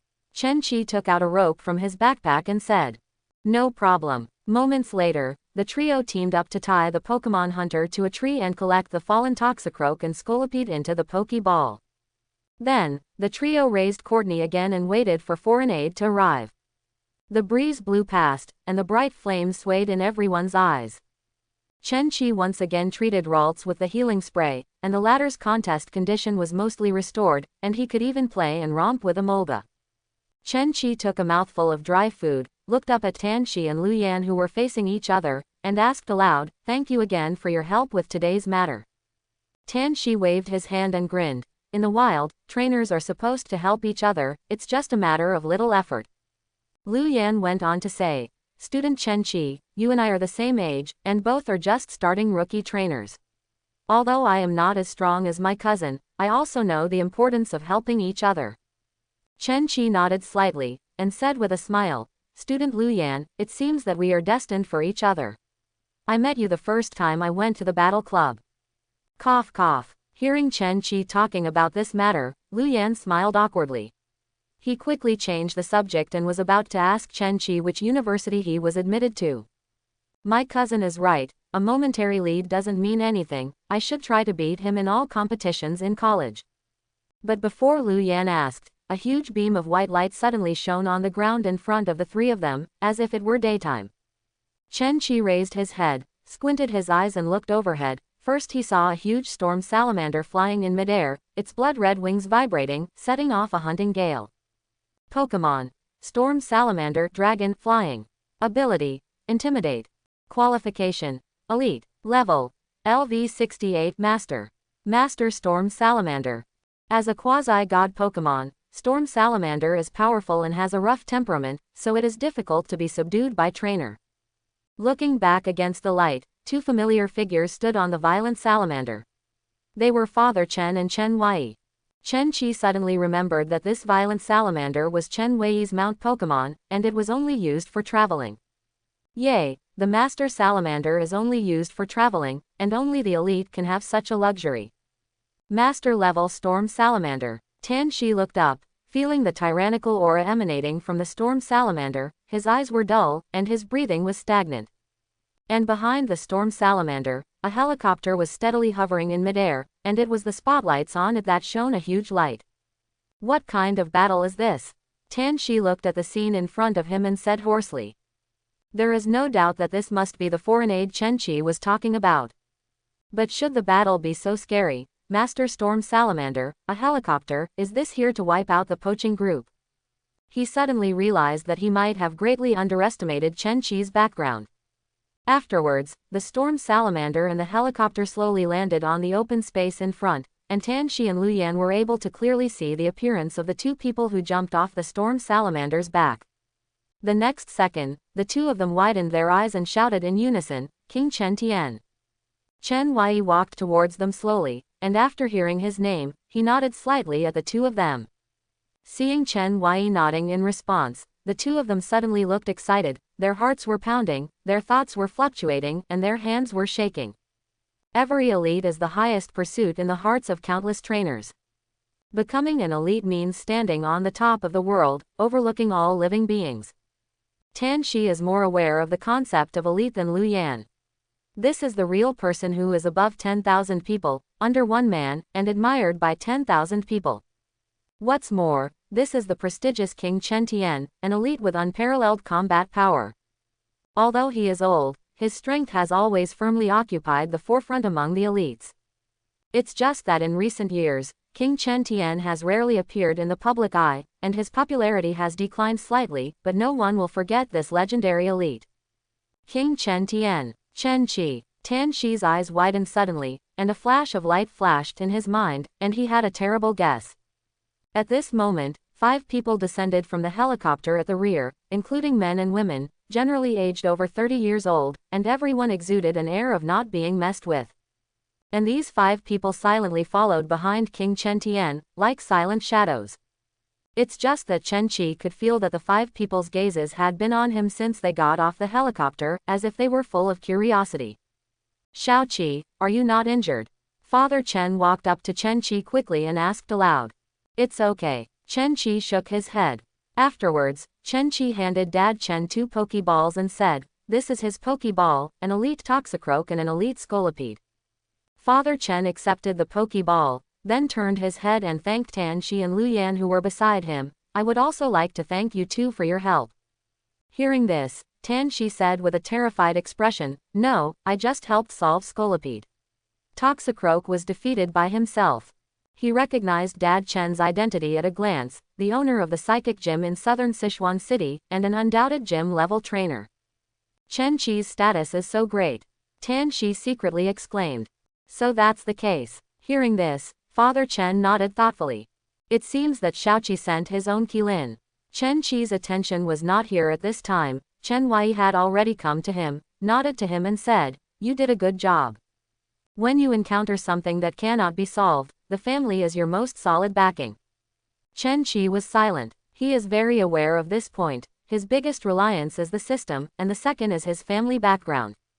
Chen Qi will not be so stupid that he has a background to use. Is he that Pokemon hunter? Afterwards, Chen Wei turned his head to look at the already dull Pokemon hunter and asked. Yes, Pokemon hunters would have been fooled when they saw such a big battle and the arrival of King Chen Tian himself. I am a small elite trainer, a poor Pokemon hunter, how can I attract an elite? Seeing Chen Qi nodding, Chen Wei said in a deep voice, "Let him lead us to the temporary camp." Clear. A slender woman with a good face walked out of the 5 people and walked slowly to the Pokemon hunter, with a smile like a spring breeze on her face. "I only give you one chance," the woman made a pleasant voice. Chen Wei introduced. they are members of my subordinates, and they are all your uncle aunts. Chen Qi was very polite, and hurriedly greeted politely, "Hello, Uncle Aunt." Not waiting for a few people to respond, Chen Wei said again, "This Ralts has very good qualifications, you can try to tame it." Ralts of different colors are extremely rare, and even Chen Wei inevitably took a second look. Hearing this, Chen Qi looked down at Ralts, who was timidly hiding behind him, and smiled gently, "This is not urgent, let's rescue Gardevoir first." Seeing this, Chen Wei nodded slightly. "Captain Chen, it's all right, when are we going?" the woman said suddenly just now, and the Pokemon hunter had already been untied from the rope, and stood blankly aside. "Now," Chen Wei replied. Hearing this, Chen Qi turned to Tan Shi and Lu Yan, and asked, "You two, are you with us, or?" The two waved their hands at the same time and said, "No, no, no." Father Chen chuckled, and said, "We came out in a hurry, and we didn't bring any good things with us. This is for you." After some excuses, the two accepted a small box. "Okay, see you two in the future." Chen Qi waved to the two, holding Ralts in his arms, followed Chen Wei and others to turn and leave. As for Emolga, after Ralts thanked him, he returned to rest in the tree and chose not to go with him. Seeing the figures of the people drifting away, Tan Shi suddenly sighed, "It's really unimaginable." Lu Yan nodded silently. After knowing that Chen Qi is the descendant of King Chen Tian, all the outrageous things seemed very reasonable. Afterwards, Tan Shi carefully opened the small box in his hand, and a crystal-clear orange stone came into view. This is Fire Stone. A piece of firestone of ordinary quality has a market value of at least 100,000, but the quality of this piece of firestone is obviously excellent, and the price is estimated to be several times higher. Is this the aristocratic family? Tan Shi lost his voice. Go north along the Han River forest, pass through the lush forests, and flow through the endlessly rushing Han River until you come to the junction of South Sichuan City and North Sichuan City. A wooden house stands impressively in a hidden valley, surrounded by tall mountain walls, forming a natural protective cover. Is everyone here? In the huge wooden house. The tall man sat on the stool, quietly watching the 10 people in front of him with dark eyes. Everyone was wearing a uniform, dark red uniform, lowered their eyes, and stood silently. "Report, sir, number 7 hasn't come back yet," the first member headed said abruptly. Hearing this, the so-called chief officer looked down at his watch, and immediately said softly, "There are still 10 minutes. After saying this, he glanced at everyone standing in front of him again, and said, "It seems that you didn't find that Ralts."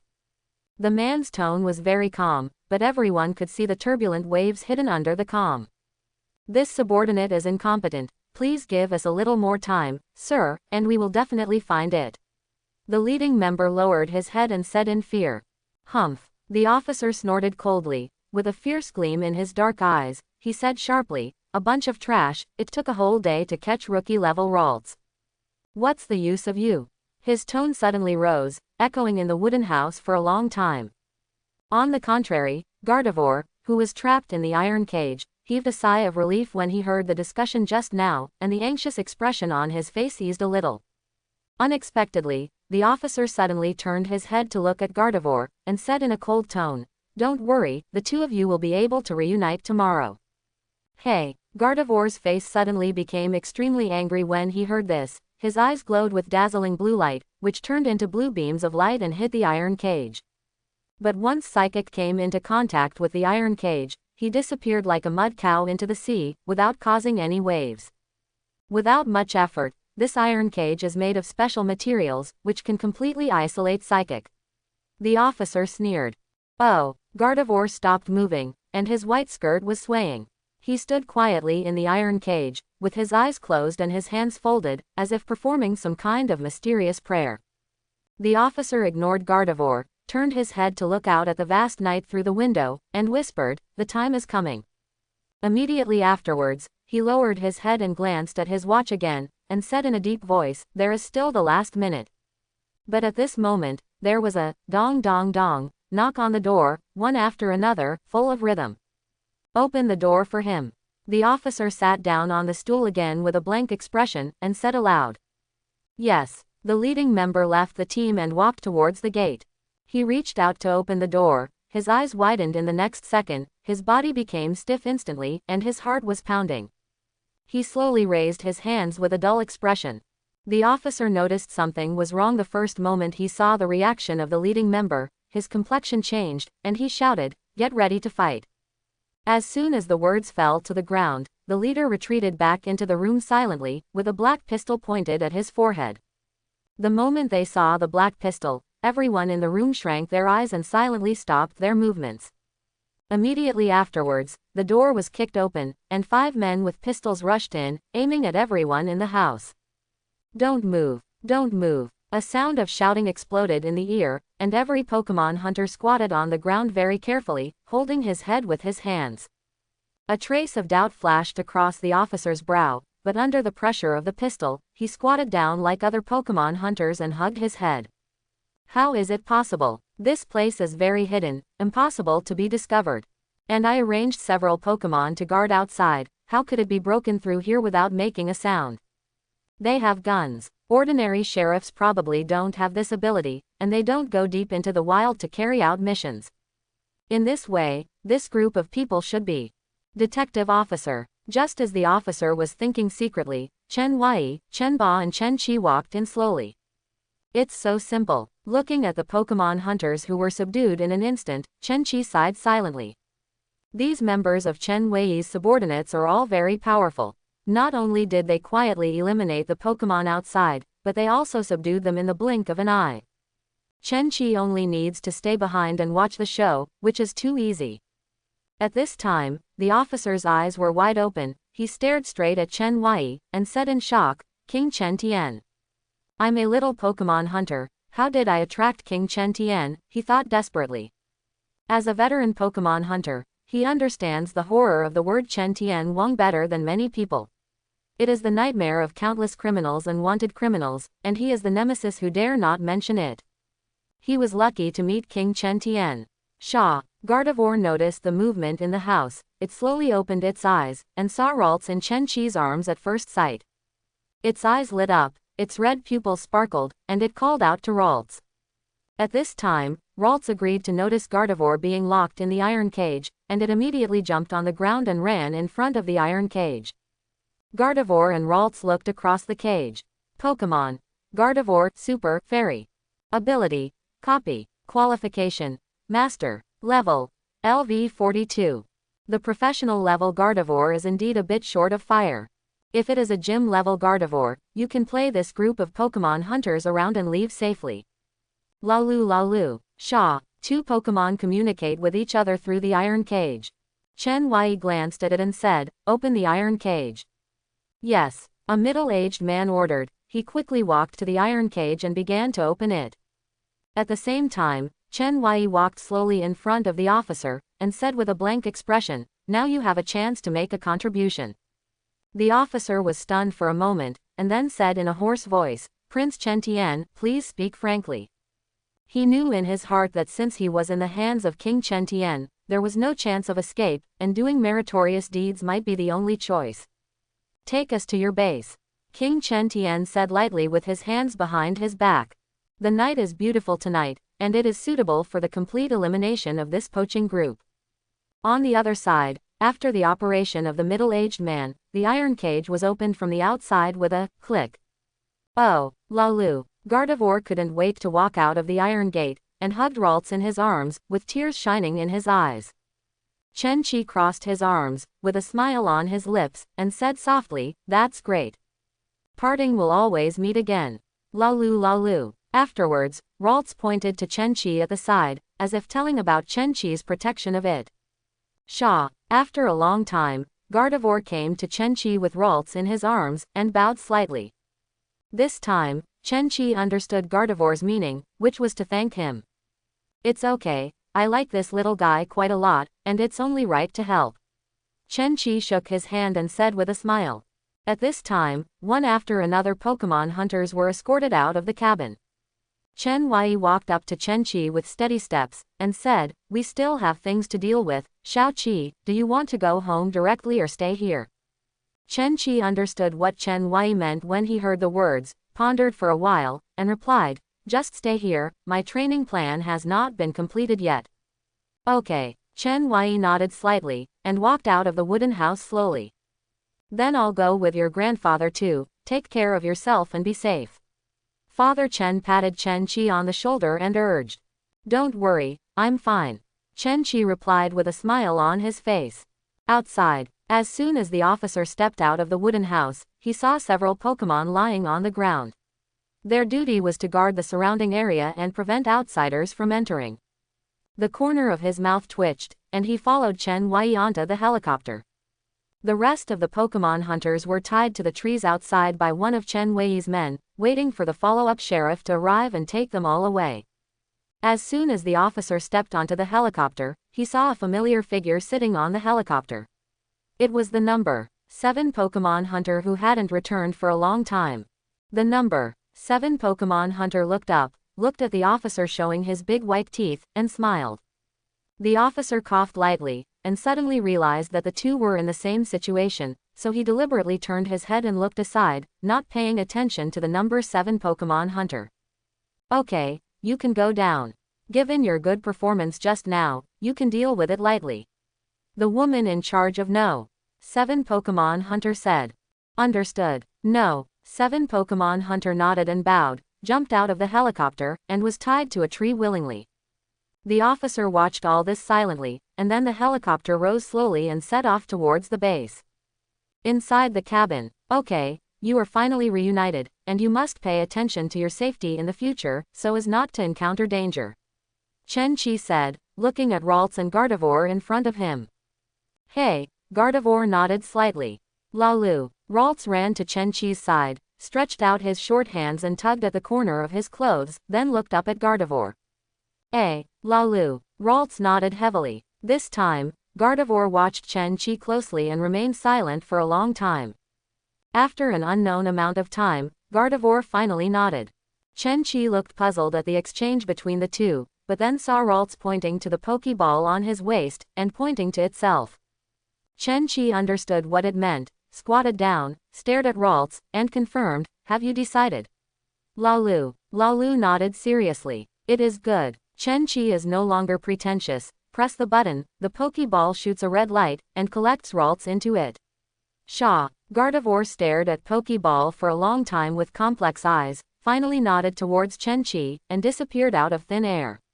Teleport. Chen Qi held the Pokeball tightly and said softly. Chapter 31. When the first ray of sunlight breaks into the house through the window, the air is filled with golden sunlight particles. Chen Qi stretched his waist, opened his sleepy eyes, and quickly got up. The items in the wooden house are very complete. Chen Qi simply rested here last night, which saved a lot of trouble. Walking out of the wooden house, there are trees nearby, and tall mountain walls in the distance, like a natural barrier, guarding the wooden house. Last night, some sheriffs followed up and took the remaining Pokemon hunters away. Chen Qi lamented the power of his phone call more than once. It is estimated that those Pokemon hunters never dreamed of the battle. Thoughts flashed. Chen Qi released Beldum and Ralts to let them know each other.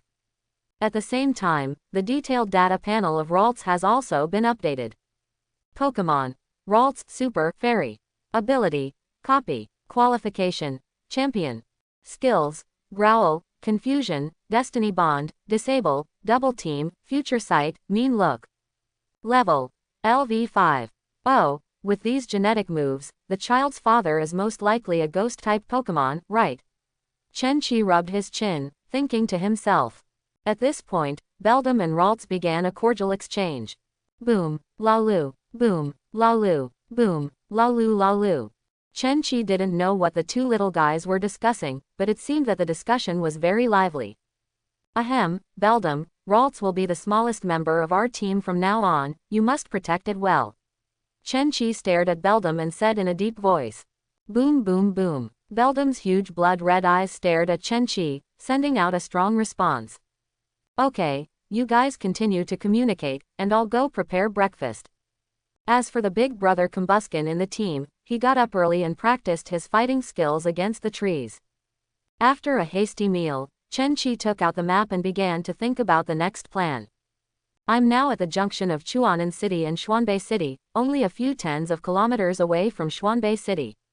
It's better to go all the way north to reach Xuanbei City, and then take the train back to Chuanan City.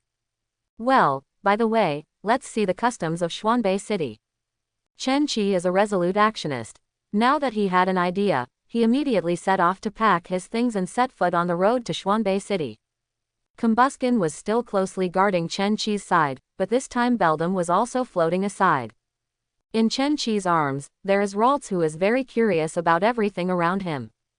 Due to the massive amount of experience points provided by the Toxicroak yesterday, Combuskin has successfully completed his training tasks. So today it's Beldam's turn to take on every Pokémon that might show up along the way. Except, of course, for veteran Pokémon. Ralts are special, they are low level. Facing any wild Pokémon is a head-giving act, so it just needs to develop well now. Wait until the level has improved to a certain extent before you can start the battle. Beldam and Ralts are both very powerful Pokémon after they evolve into their final form. Gardevoir is called the Super Queen, and Metagross is called the Invincible Metagross. Chen Qi could even imagine a scene where the silver Metagross quietly floated behind him, with the scarlet eyes cold and ruthless. And Blaziken stood firmly on his left side, with a strong figure and a raging flame on his wrist. Gardevoir's white dress swayed, and she stood gracefully on her right side. Her red pupils flickered, and the super energy wave vented out. It wasn't long before the first wild Pokémon stood in the way, a blue and purple one with a pincer on the end of its tail and white hooks on the tip of its forelegs. Pokémon. Skorupi Poison Bug. Ability. Battle Armor. Qualification. Gym. Level. LV18 Senior. Strange, there is actually a Skorupi here. Looking at the Skorupi opposite, Chen Qi said in surprise. Skorupi normal lives on dry land, mostly in the desert, and it is difficult to see it in other places. The Skorupi is aggressive now and doesn't look like he's going to get out of the way so easily. Boom! Beldam floated in front of Chen Qi, and Skorupi looked at each other. There is an unwritten rule in the Pokémon world that when the trainer and the Pokémon make eye contact, a fight is inevitable. Skorupi chose to attack first. It took a step forward and rushed towards Beldam. Its two sharp fangs seemed to be tempered with toxic normal, shining with a terrible luster. Chen Qi recognized this move, the Poison Fang skill. For a moment, Chen Qi suspected that this Skorupi was Ash from the Pokémon class, otherwise how could he attack Beldam with Poison-type skills? Oh, wild Pokémon don't have a teacher to teach attribute restraint, that's fine. Zen Headbutt. Thoughts flashed, Chen Qi ordered. Boom! Beldam responded in a low voice, and suddenly a dazzling light bloomed on his forehead, emitting a bright beam, revealing the super energy fluctuations, right in front of Skorupi. In an instant, Skorupi let out a scream and fell straight to the ground, his eyes turning into circles. Level 18 Skorupi is here. After the research of Pokémon scholars, the same Pokémon of the same level, one is a trainer breeder, and the other is a wild Pokémon, and their combat power is very different. Without him, the trainer-breeder Pokémon is targeted and will be supplemented with a lot of resources, so the combat power will naturally be much higher than that of the wild Pokémon. But for Chen Qi, it makes no difference, whether it is a trainer-breeder Pokémon, or a wild Pokémon, the experience points provided are the same. Lalu. The Ralts applauded and cast admiring glances at Beldam beating Skorupi with ease. Boom! Beldam heard the praise from Ralts, squinted his huge red eyes, floated over and swayed around Chen Qi several times. Although limited by his special body, Beldam couldn't express his expression clearly, but Chen Qi understood that it must be smiling silly at this moment. After dealing with the overwhelmed Skorupi, Chen Qi continued north along the road. There are quite a lot of wild Pokémon along the way, ranging from ordinary to senior. Both Combuskin and Beldam have been fully tempered, and their combat experience has steadily improved. On this day, Chen Qi had a very fulfilling life, spending time on the road and fighting. Fortunately, his physique was much better than that of ordinary people, and he successfully walked out of the Hanhe forest before the sun set and came to the suburbs of northern Sichuan City. Looking around, a round of red sun is slowly falling to the west, and the setting sun emits thousands of rays of light, sprinkled on every mountain peak. And at the end of the path under your feet, there are some small houses, and the roofs seem to be coated with a faint halo of the setting sun. Chen Qi looked down at the map and learned that this place is called Anliang Village, which is more than 20 kilometers away from the urban area of northern Sichuan. This stupid map misled me. Seeing the distance displayed on the map, Chen Qi rarely cursed. He followed the map to navigate all the way, but the distance was not shortened after walking for a long time, and now he learned that there were still more than 20 kilometers to go. Looks like I can't leave today, Chen Qi muttered in a low voice. This place is located in the suburbs, and the place is quite out of the way, so don't even think about taking a taxi. Let's go to the village to see if there is any place to live, Chen Qi thought to himself. Of course, he has serious doubts about this. There is a high probability that there is no hotel in a small village, unless there is a farmhouse. After making up his mind, Chen Qi took Beldam and Ralts back into the Pokeball. At this stage, it is still such a remote place, it is better to take them back into the Pokeball. Immediately afterwards, he walked quickly towards Anliang village. It was after 6 o'clock in the afternoon, and it was time for everyone in the village to eat dinner. Many people squatted at the door of their houses with their rice bowls in their hands, watching the young man coming from a distance. Chen Qi asked around, and there really was no hotel here, nor the farmhouse that he was thinking about. Forget it, just find a place to camp. Arriving at the corner of Anliang village, Chen Qi saw a large open space opposite a yard here, which was a good place for camping. Chen Qi walked quickly to the courtyard gate and knocked politely. Not long after, there was a sound of footsteps inside the door, and the door opened, and an old lady on crutches came into view. Her eyes were cloudy but kind, and after seeing Chen Qi, her weather-beaten face was somewhat puzzled. "Young man, what's the matter?" The old lady's voice was also quite kind. Chen Qi hurriedly told him why he came. After the old lady listened quietly, she first glanced at the dusty Chen Qi, then turned her head and knocked on Combuskin, who was standing aside, with a smile on her face. "My yard is small, but there happens to be an empty room. If you don't dislike it, you can live in it at night." No, I can't trouble you," Chen Qi refused repeatedly. The smile on the old lady's face remained unchanged, and she said softly, "It's not safe to sleep outside, and stray cats and dogs will bother you from time to time. It's better to sleep inside, and you can take a scald bath at night." Chen Qi fell silent for a moment, his expression tangled. He didn't think there was anything wrong with this kind of behavior. After all, the security in the Pokemon world was pretty good, and the wanted criminals were just wandering in the wild. In the city, everyone gets along harmoniously and has a friendly relationship. Staying at a stranger's house is a very common thing in the Pokemon world. Father Chen boasted more than once that he traveled to various regions in his early years and met many friends through staying overnight. It's just that the person in front of him is an old lady with obvious mobility problems. If she stays here, she will probably be troubled. Chen Qi is a bit reluctant to do so. But meeting the old lady's benevolent gaze, and looking down at himself in the dusty world, Chen Qi finally nodded. "Then bother you." The yard of the old lady's house was small, and the bulbs in the yard gave off a dim light. There were 2 bedrooms on the left and right of the main room, as well as a warehouse and a kitchen. As soon as he walked into the yard, a rookie-class Puccina rushed up and barked at Chen Qi. Combuskin glanced at it casually, remembering about Emolga, and decided not to take on the weak Puccina. "This is a guest, be polite."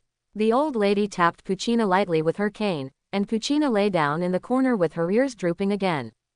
"Grandma, I'm back." Suddenly there were brisk footsteps outside the yard, followed by the creaking sound of the door opening, and a tall and slender Stephanie came into view. She is about 1.7 meters tall, wearing ordinary short sleeves, revealing porcelain white and smooth skin, long hair naturally slightly curly, a pair of obviously old-fashioned sandals under her slender calves. Her face is as delicate as a peach blossom. Stephanie also saw Chen Qi. She obviously didn't understand the contest condition, and stood there in a daze. And behind Stephanie, followed by a petite and lovely Eevee. Pokemon. Eevee Normal. Ability. Danger Prediction. Qualification. Master. Level. LV9. Eevee stood next to Stephanie, his big brown eyes curiously scrutinizing Combuskin across the way. "Xiao Ning, this is a guest, staying at our house today," the old lady explained with a smile. Chen Qi smiled at Stephanie, then looked at the old lady and said, "Grandma, my name is Chen Qi, you can call me Xiao Qi." Hello, my name is Chu Yuning." Under the dim light, Stephanie nodded slightly with a blushing face, keeping her eyes on ground. Chen Qi glanced at the female Chu Yuning in surprise. Are you introverted? The old lady said. Girl, cook some food for Xiaoqi, and then clean up the room next door. Without waiting for Chu Yuning to agree, Chen Qi quickly refused and said, Farewell, Grandma, I'm already very sorry to stay at your house, I have my own dry food with me. He paused, then said again, I'm rough, I'll just clean it up later. Hearing this, Chu Yuning raised her charming face and glanced at Chen Qi quietly. Although it looks a little dusty, the clothes and pants on his body are obviously expensive, and with his delicate skin, he is not a rough person at first glance. I'll go right away. Chu Yuning said. Before Chen Qi even had time to stop her, Chu Yuning trotted into the kitchen with Evie in her arms. The old lady brought Chen Qi to the main room and poured him a glass of water. The room is very empty, with tables, benches, and a TV set that was unknown how many years ago. It's like a different world from Chen Qi's home in the city center. Xiaoning grew up with me since I was a child. The family situation is quite special, and I seldom have contact with outsiders, so I am a little shy. The old lady said with a smile. Chen Qi could guess that only the old lady and Stephanie lived in this yard, and the situation must be very special. But this is someone else's family business, so it's not convenient to ask. The old lady stared at Chen Qi, and said again, Xiaoqi, I can tell that you are a powerful trainer. Powerful trainer. A year later, I may be able to bear this description. The old lady's eyes were cloudy, and she said slowly, I have a merciless request. Chen Qi sat up slightly. But then, the old lady turned her head to look in the direction of the kitchen, sighed, and said, Xiaoning usually works very hard, but this time she got a good result in the college entrance examination and was successfully admitted to a university. The family is poor, and it is not easy for her to go to school. This time she is admitted to university, but it is a once-in-a-lifetime opportunity. Chen Qi secretly sighed. Although she usually doesn't like to make a sound, she is a strong Stephanie in her heart. Some time ago, she learned from her classmates that there will be a field military training before university. The higher the ranking of the field military training, the more points she can get, and these points can be exchanged for tuition and even living expenses. Chen Qi has heard about this, but in his mind, these points can be exchanged for precious resources or Pokemon. But never thought of. This girl is very lucky. Not long ago, she picked up a little Eevee on the mountain, and she didn't need to spend money to buy Pokemon. These ordinary families are not eligible to receive Pokemon and must purchase it themselves. And with the situation in the old lady's house, wanting to buy a Pokemon with good qualifications is tantamount to wishful thinking. Fortunately, Stephanie was lucky and picked up a Master Eevee. No, it's not good luck, it's obviously a lot of luck. This girl has recently been thinking about using this Eevee to get a good ranking in the field military training and reduce some tuition fees. Without resources and no dedicated teacher coaching, Eevee's progress is somewhat slow. I can tell that although this girl doesn't say anything, she must be very anxious in her heart. So I want to ask you to do me a favor, can you coach this girl? Chen Qi wanted to refuse. After all, he was just a fledgling trainer, but when he met the expectant eyes of the old lady, he finally nodded. I am a senior-level trainer anyway, so it is reasonable to coach a rookie-level trainer. The two chatted for a while. Chu Yuning carried the plate and walked towards the main room. Her slightly curvy hair was tied into a bunch, revealing a gentle oval face. Grandma, it's time to eat. Stephanie's voice was like a mosquito. Soon, the three were sitting on the wooden table, while Puccina and Eevee were also eating the prepared meal on the floor. Only young Master Chen is so extravagant that he treats energy cubes as ordinary food for Pokemon. Chen Qi thought for a while, and chose to take out a small pile of energy cubes and put them in front of Puccina and Eevee. They're in a stage of physical development that requires these essential nutrients. Chu Yuning was silent for a moment. Everyone knows this truth, but reality will not reason with you. Immediately afterwards, Chen Qi sat in front of Chu Yuning, stared at her and said seriously, after eating, I will help you train. Chu Yuning was stunned for a moment, and turned to look at the old lady in a daze. The old lady nodded to Chu Yuning, said with a smile, I ask Xiaoqi to coach you. After hearing this, Chu Yuning's cheeks turned a blush, she silently lowered her head, and planed rice a little faster. After eating soon, The old lady was inconvenient in her legs and feet, so she stayed in the yard to rest. Chu Yuning walked ahead and brought Chen Qi to the open space where he was going to camp earlier. The night has completely enveloped the world. The night is pervasive, the mountains in the distance are indistinct, and the barking of dogs can be heard from time to time in the lonely village. A lamp hung outside the courtyard, illuminating the entire open space. Chen Qi squatted down and observed Evie carefully.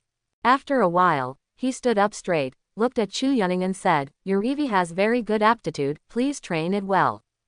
"Oh, thank you, thank you," Chu Yuning stammered, blushing slightly.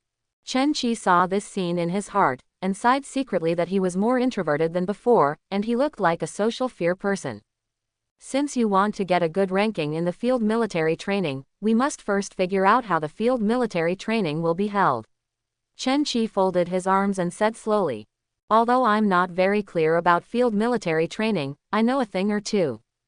If you want to get a good ranking in the field military training, you must master the ability to survive in the field, and the second is to have a strong Pokemon. Both are indispensable. Leaving aside the first point, maybe you are better than me. As for the second point, I will spend one night coaching you on how to better train Evie." Chu Yuning's face was tense, and she listened carefully. "Evie wants to gain great strength. The most important thing is to evolve, but now you obviously can't satisfy this point," Chen Qi said.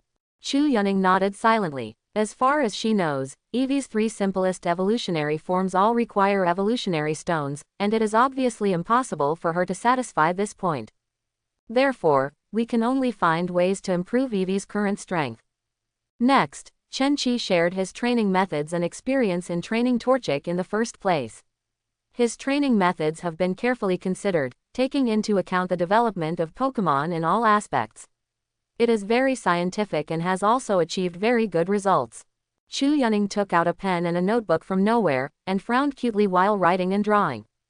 On the other hand, Combuskin personally explained the moves and skills for Evie, such as Quick Attack, Sand Attack and so on. I don't know how long it took. It was already late at night. Chen Qi called Yan, stopped talking, and said, "That's about it, you should understand it carefully, it should be of great help to you." "Thank you." This time, it was rare for Chu Yuning not to stutter. She lowered her head and sincerely thanked her. "It's okay, go to bed early, enough sleep is also very important for Pokemon." Chen Qi waved his hand, turned around and entered the yard.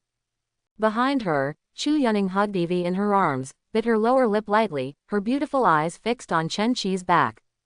The next day, Chu Yuning got up early in the morning, holding Evie in her arms, and couldn't wait to try the training method last night. The old lady came out and stopped her. "Girl, Xiaoqi has already left."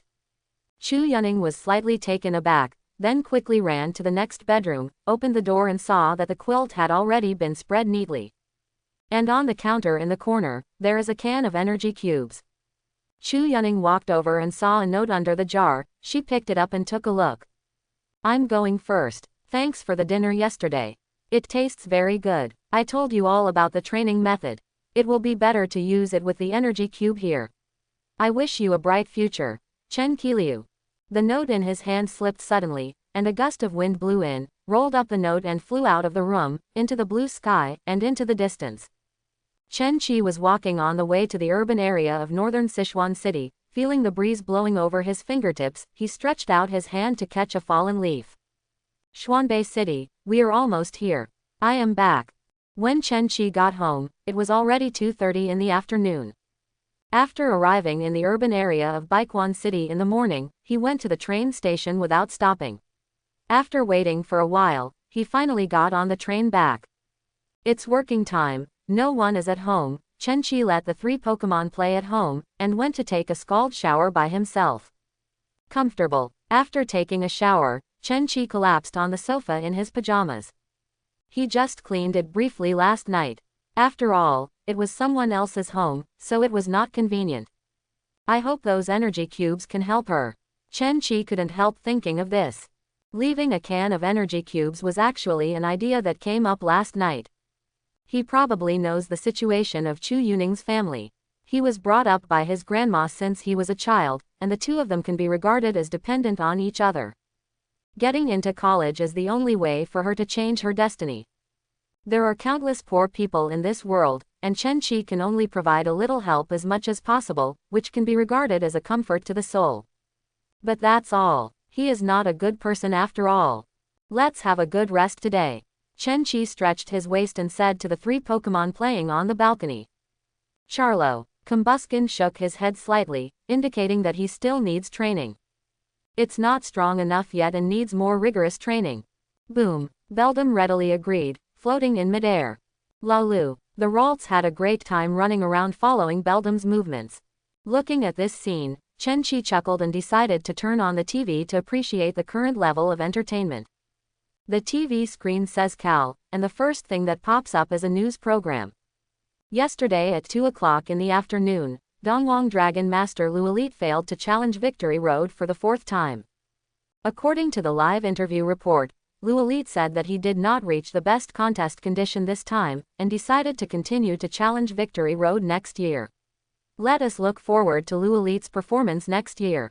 Hearing this news, Chen Qi chuckled. This Dragon Master, Lu Elite, is a well-deserved legend. He was born in a top-notch family and was accompanied by quasi-gods since he was a child. Such a proud son of heaven, everyone thinks that he can break the history of Dongwang and create a new record. But no one expected that Lu Elite challenged Victory Road many times in a row, all of which ended in failure. In fact, it is a very common thing to fail to challenge Victory Road, but he is Lu Elite, the strongest elite in everyone's mind. People can't accept his failure after failure. What kind of levels does this Victory Road have? Even Lu Elite has failed 4 times. Chen Qi muttered in a low voice. Leaving Lu Elite aside, there are even cases where dozens of attempts to challenge Victory Road failed. There can be multiple elites, but only one champion. Chen Qi sighed. The champion is the supreme person who tramples the whole world under his feet. Thoughts flashed, and the host on the TV began to broadcast the next piece of news.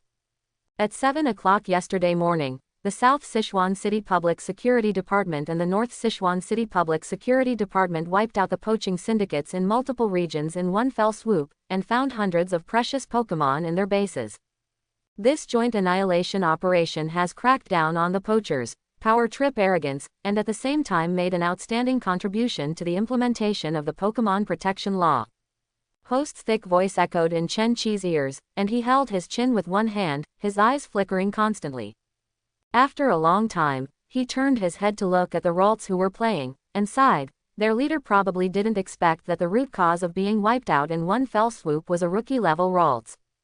Thoughts flashed, the phone vibrated slightly. Chen Qi opened it and found that the students were passionately discussing the specifics of the party. Chen Qi put the phone aside, quietly waiting for their discussion to end. After a long time, the discussion in the group gradually fell to Veilstone. The monitor, IT, sent a notice to all the students. Brothers and sisters, our meeting time has been set, August 7th, a week before school starts. The meeting place is a resort in the suburbs, where there are rich entertainment facilities and a dedicated battlefield. At that time, we will gather at 7 o'clock in the morning, go directly, and return in the evening. Is it a resort in the suburbs?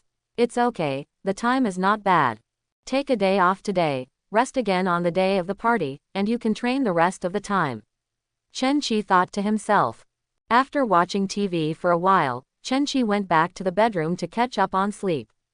This is Alien Ralts. In the evening, Chen Qi was awakened by Chen Ma's surprise. He walked out of the room in a daze, and saw Mama Chen squatting in front of Ralts, looking at the timid Ralts with great interest. Noticing Chen Qi walking out of the room, Mother Chen couldn't wait to ask, "Is this the little guy you met in Hanhe Forest?" "Yes, it's a little shy."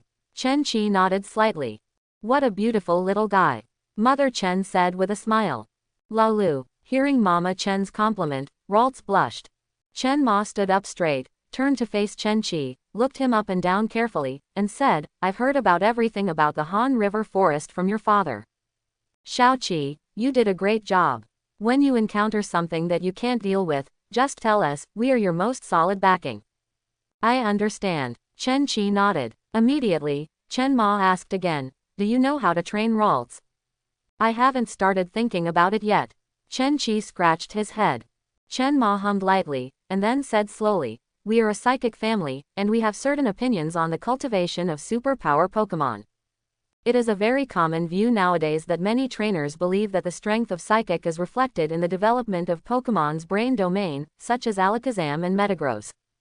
Chen Qi nodded thoughtfully. The two Pokemon that Chen Ma mentioned both had extremely high IQs. But the Ralts are different. Lalu's Psychic depends directly on its mind.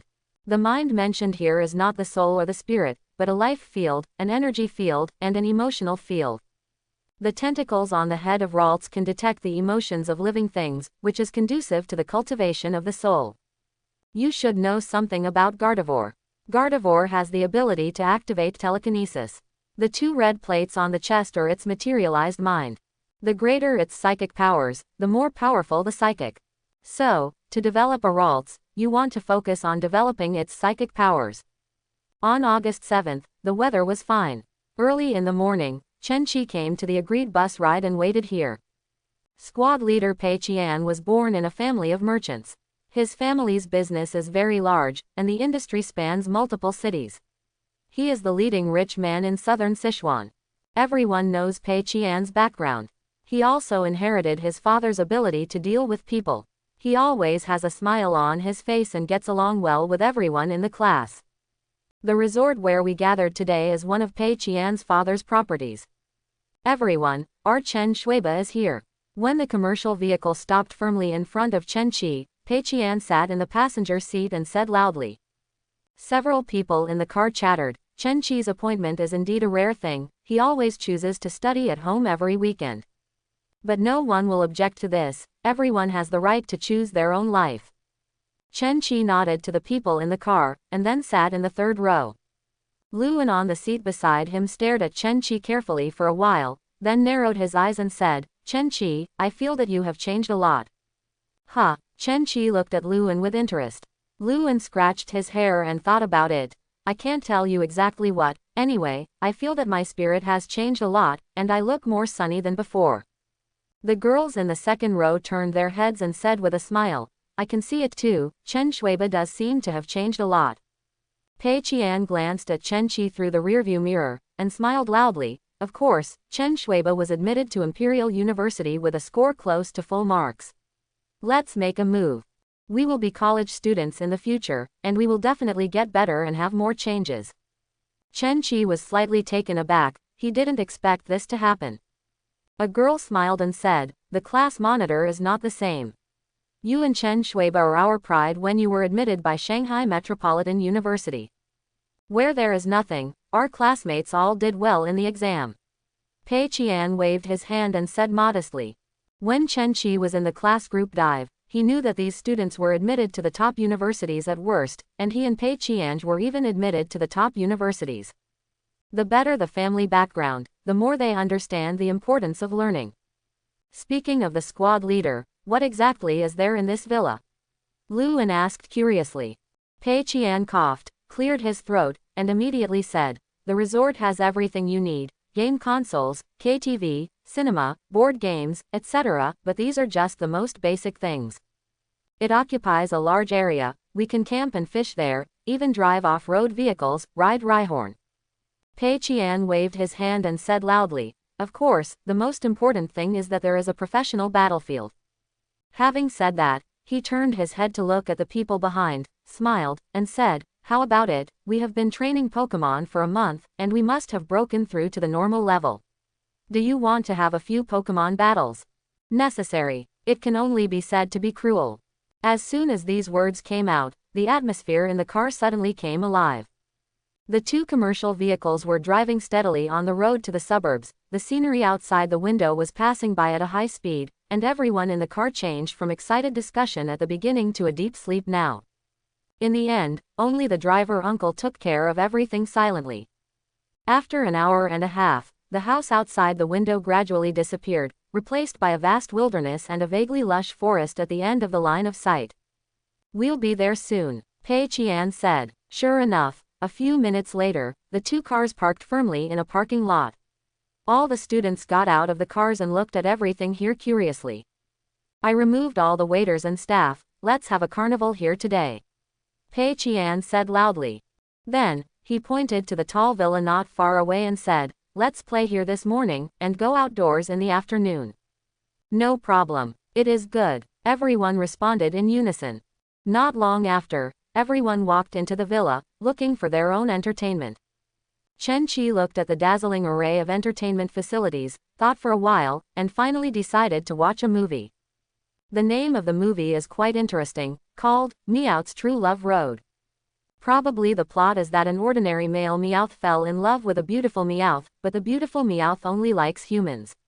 In order to pursue it, Meowth worked hard to learn human language and human walking postures. At the end of the story, it becomes a Meowth that can stand, walk and speak human language, but the beautiful Meowth still rejects it and tells it, "You are a good Meowth." Unknowingly, the time has come to the afternoon. "Come on, today's highlight is coming," Pei Qian said loudly. Under the leadership of Pei Qian, everyone drove off-road vehicles and set off towards the battlefield. "It's all fenced in and guarded all day long to prevent wild Pokemon from entering by mistake," Pei Qian said loudly. "Squad leader, how far is the battlefield?" someone shouted. As rookies who have been trainers for just a month, they are passionate about Pokemon battles. Immediately, Pei Qian replied. After more than 10 minutes, the off-road vehicle drove over the bumpy ground and came to a lake. The lake looks quite big, and the breeze blows gently, causing ripples. Pei Qian jumped off the off-road vehicle, pointed to the battlefield in front of the lake and said, "How about it? You can have Pokemon battles here, and you can also enjoy the beautiful scenery. When we are fighting, other people can still fish on the sidelines." Luan laughed loudly and said, "Squad leader, with such a big commotion during our battle, are you sure you can catch fish?" Pei Qian coughed lightly, and replied, "Whoever takes the bait wishes to take the bait." "Okay, let's not talk nonsense. Who will come with me for the first battle?" "I'm coming." Luan raised his hand bravely. The two walked to both sides of the battlefield and looked at each other from a distance. A fierce Pokemon battle was ready to go. The rest of the students acted as spectators, and some of them were pondering over the fishing rods on the ground like Chen-Chi. A trainer who can't fish is not a good trainer. And legend has it that 1 in a million anglers can even catch Kyogre. Chen-Chi decided to challenge his luck today. With one shot down, the battle started at the same time. Chen-Chi moved a recliner over, and while paying attention to the fishing rod, he watched the battle next to him. Pei Qian sent bird Pokemon Riolu, while Luan sent quasi-god Pokemon Dratini. If you look at this alone, you may have the illusion that these Pokemon are very cheap. In fact, they are the top aristocratic college students in southern Sichuan City after all. There are only 3 classes in the same grade, and each class has only 10 students. This can actually be regarded as a microcosm of the upper class in southern Sichuan City. Everyone has a deep family background.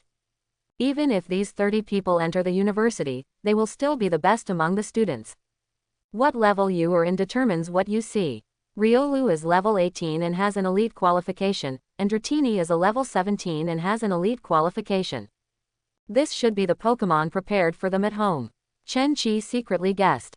With this level of family background, it is not surprising to prepare an elite level Pokemon. The strength close to the senior level is quite normal. After all, there are sufficient breeder resources. It's just the last step from the normal level to the senior level, which may hold them back for a while. Thoughts flashed, and the battle started. There is no attribute restraint relationship between Riolu and Dratini. Luan and Pei Qian chose to play steadily. The so-called steady and steady attack is to conduct a test first, find out the specific strength of the opponent, and then carry out targeted attacks. The two played very conservatively, using the command knowledge learned in the book, without too many bright spots. This is actually very normal. Both sides are just rookie trainers who have just started, and their command level must be lacking. With continuous Pokemon battles and in-depth study, the command level will gradually improve. But even so, it was still a fierce battle in the eyes of the onlookers, with cheers and applause ringing out from time to time.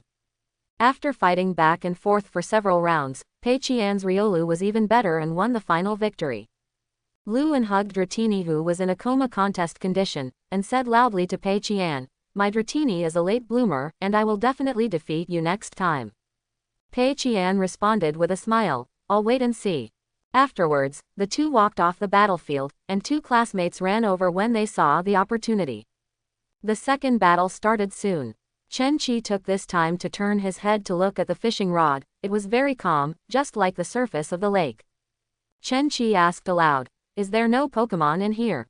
Pei Qian smiled and replied, "In order to ensure the safety of every guest, there are no Pokemon here, just some ordinary fish and shrimp."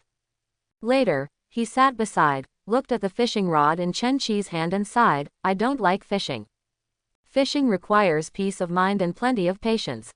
That's why my father often told me to guard against arrogance and impetuosity, and keep my inner peace."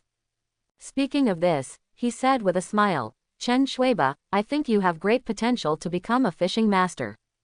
Chen Qi was about to answer, when suddenly the fishing rod in his hand vibrated slightly, his eyes lit up, and he understood that the goods were coming.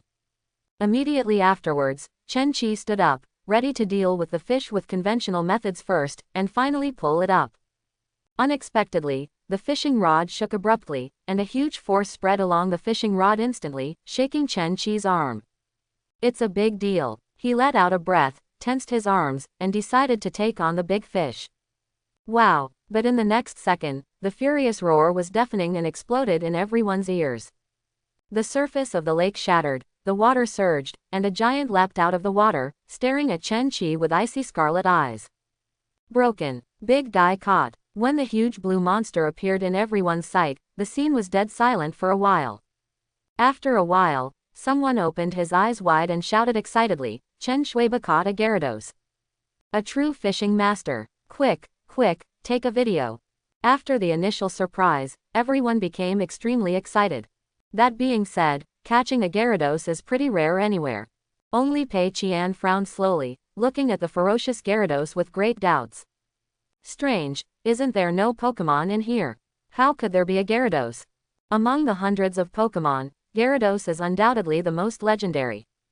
When he was young, he was a Magikarp all over the lakes and rivers, and he was bullied by others. Although he had a king in his name, he was a well-deserved weak Pokemon.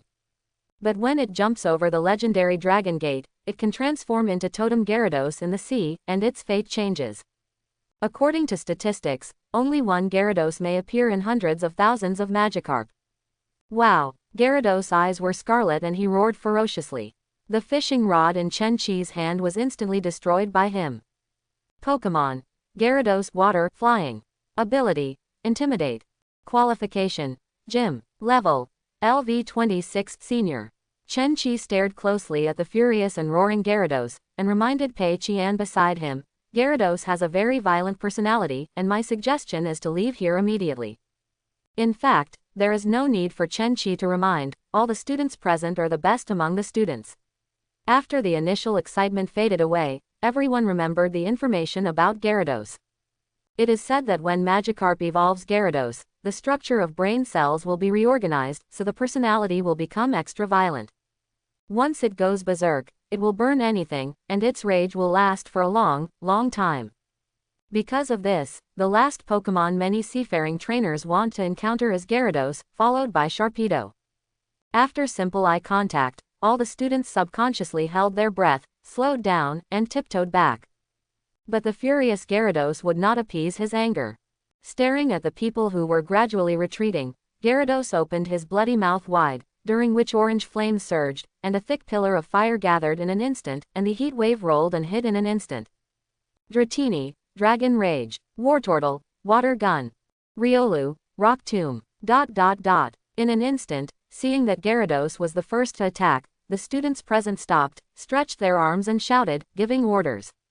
"This is a senior Gyarados, everyone must treat it with caution." Pei Qian shouted with a serious expression. The Pokemon of the students are only ordinary level, and there is a difference between the ordinary level and the senior level, and the combat power is very different. What's more, this is Gyarados, known for its terrifying combat power. "Don't worry, Monitor, we should be able to deal with it together." "Look at mine," all the students responded, with excited expressions and excited tones. Yes, since the Gyarados are both actively attacking, they also have a reason to fight together in a fair and honest manner. Rookie trainer is always like this, dare to move forward, dare to fight. When a real old oilman encounters this kind of situation, he will run away long ago. Chen Qi said in a deep voice. Squad leader, this matter is strange, I suggest you notify the security personnel here first. Be careful and make no big mistakes. Hearing Chen Qi's reminder, Pei Qian was startled for a moment, then nodded heavily and said, okay. Immediately afterwards, he took out the mobile phone in his pocket and started making calls. Chen Qi raised his hand and threw the pokeball, white light bloomed, and Combuskin appeared beside him. He is not a character who disappears when encountering unexpected situations, and then waits until a critical moment to reappear. Chen Shuiba, you Combuskin. Luan saw the Combuskin next to Chen Qi, his pupils shrank suddenly, and he said, roar, but just in the middle of the conversation, Gyarados' roar suddenly exploded in his ears, and his voice stopped abruptly. The respite expired, and Gyarados struck again. It roared up to the sky, and immediately set off a strong hurricane. The wind roared, the lake was turbulent, and the momentum was huge. This is hurricane. Chen Qi narrowed his eyes and said in surprise. Gyarados, who is only a senior level, actually mastered hurricane, which is more or less unreasonable. But on second thought, it's a miracle in itself that the senior class emerges from the crowd and evolves into Gyarados. Furious hurricane moved towards the river bank. The wind was so strong that everyone squinted their eyes involuntarily, shaking under the wind. The Pokémon in the very center of the hurricane were even more tormented. Most of them were swept up by the hurricane, flying in midair, and finally hit the ground heavily, leaving them dizzy. Charlo. Only Combuskin stood firmly in place in the strong wind. Its current level is not much different from Gyarados, but the attribute is strictly restrained, which is a little uncomfortable. It stared coldly, opened its mouth, and suddenly spit up a scorching flamethrower, and flew away through the air. Gyarados is huge, which means that it is a big living target, and it is not easy to dodge skills. The flamethrower hit Gyarados' chest head-on, and there was an instant deafening explosion, and his chest was scorched black. However, Gyarados has excellent resistance to fire, and the damage received is not obvious. Wow! Gyarados let out a furious roar, and turned his body to face Combuskin. His scarlet eyes were extremely cold, and his huge tail pounded the lake, stirring up waves and waves. Seeing that Gyarados successfully diverted his attention, Chen Qi nodded without any trace. For others, this is a trouble to avoid, but for Chen Qi, this is the experience value of moving. Heal the Pokémon, and leave the rest to me. Chen Qi stood at the front, staring up at the roaring Gyarados, his clothes swaying in the breeze. Looking at Chen Qi's back, Luan opened his mouth wide, as if he wanted to say something, but he didn't say anything out loud. Although the rest of the students had many doubts in their hearts, they kept their doubts in their hearts and moved the Pokémon to a safe place to heal their injuries. When the savior appears, the first thing to do is not to question why your classmates have become the savior, but to obey the savior's arrangement. Everyone can see that the strength of this Combuskin is also terrifying. At this time, Pei Qian shouted, the security personnel will be here soon. At the same time, Gyarados attacked again. It swung its huge body and surged water waves around it, and it rushed straight towards Combuskin with amazing momentum. Waterfall, dodge, and then use Thunder Punch. Chen Qi's eyes were calm. He took a few steps back without any trace, and said. In Chen Qi's impression, Gyarados is a very weird Pokémon. Although it has the word dragon in its name, it doesn't have a dragon attribute. It has a flying type, but it can't soar into the blue sky like other flying Pokémon normal. Hearing Chen Qi's voice, Combuskin jumped and easily avoided Gyarados' blatant blow. However, the location where it was just now was impacted by Gyarados' huge body, and it collapsed suddenly, and the soil poured into the lake. Combuskin moved deftly, and finally leapt high and over Gyarados' head.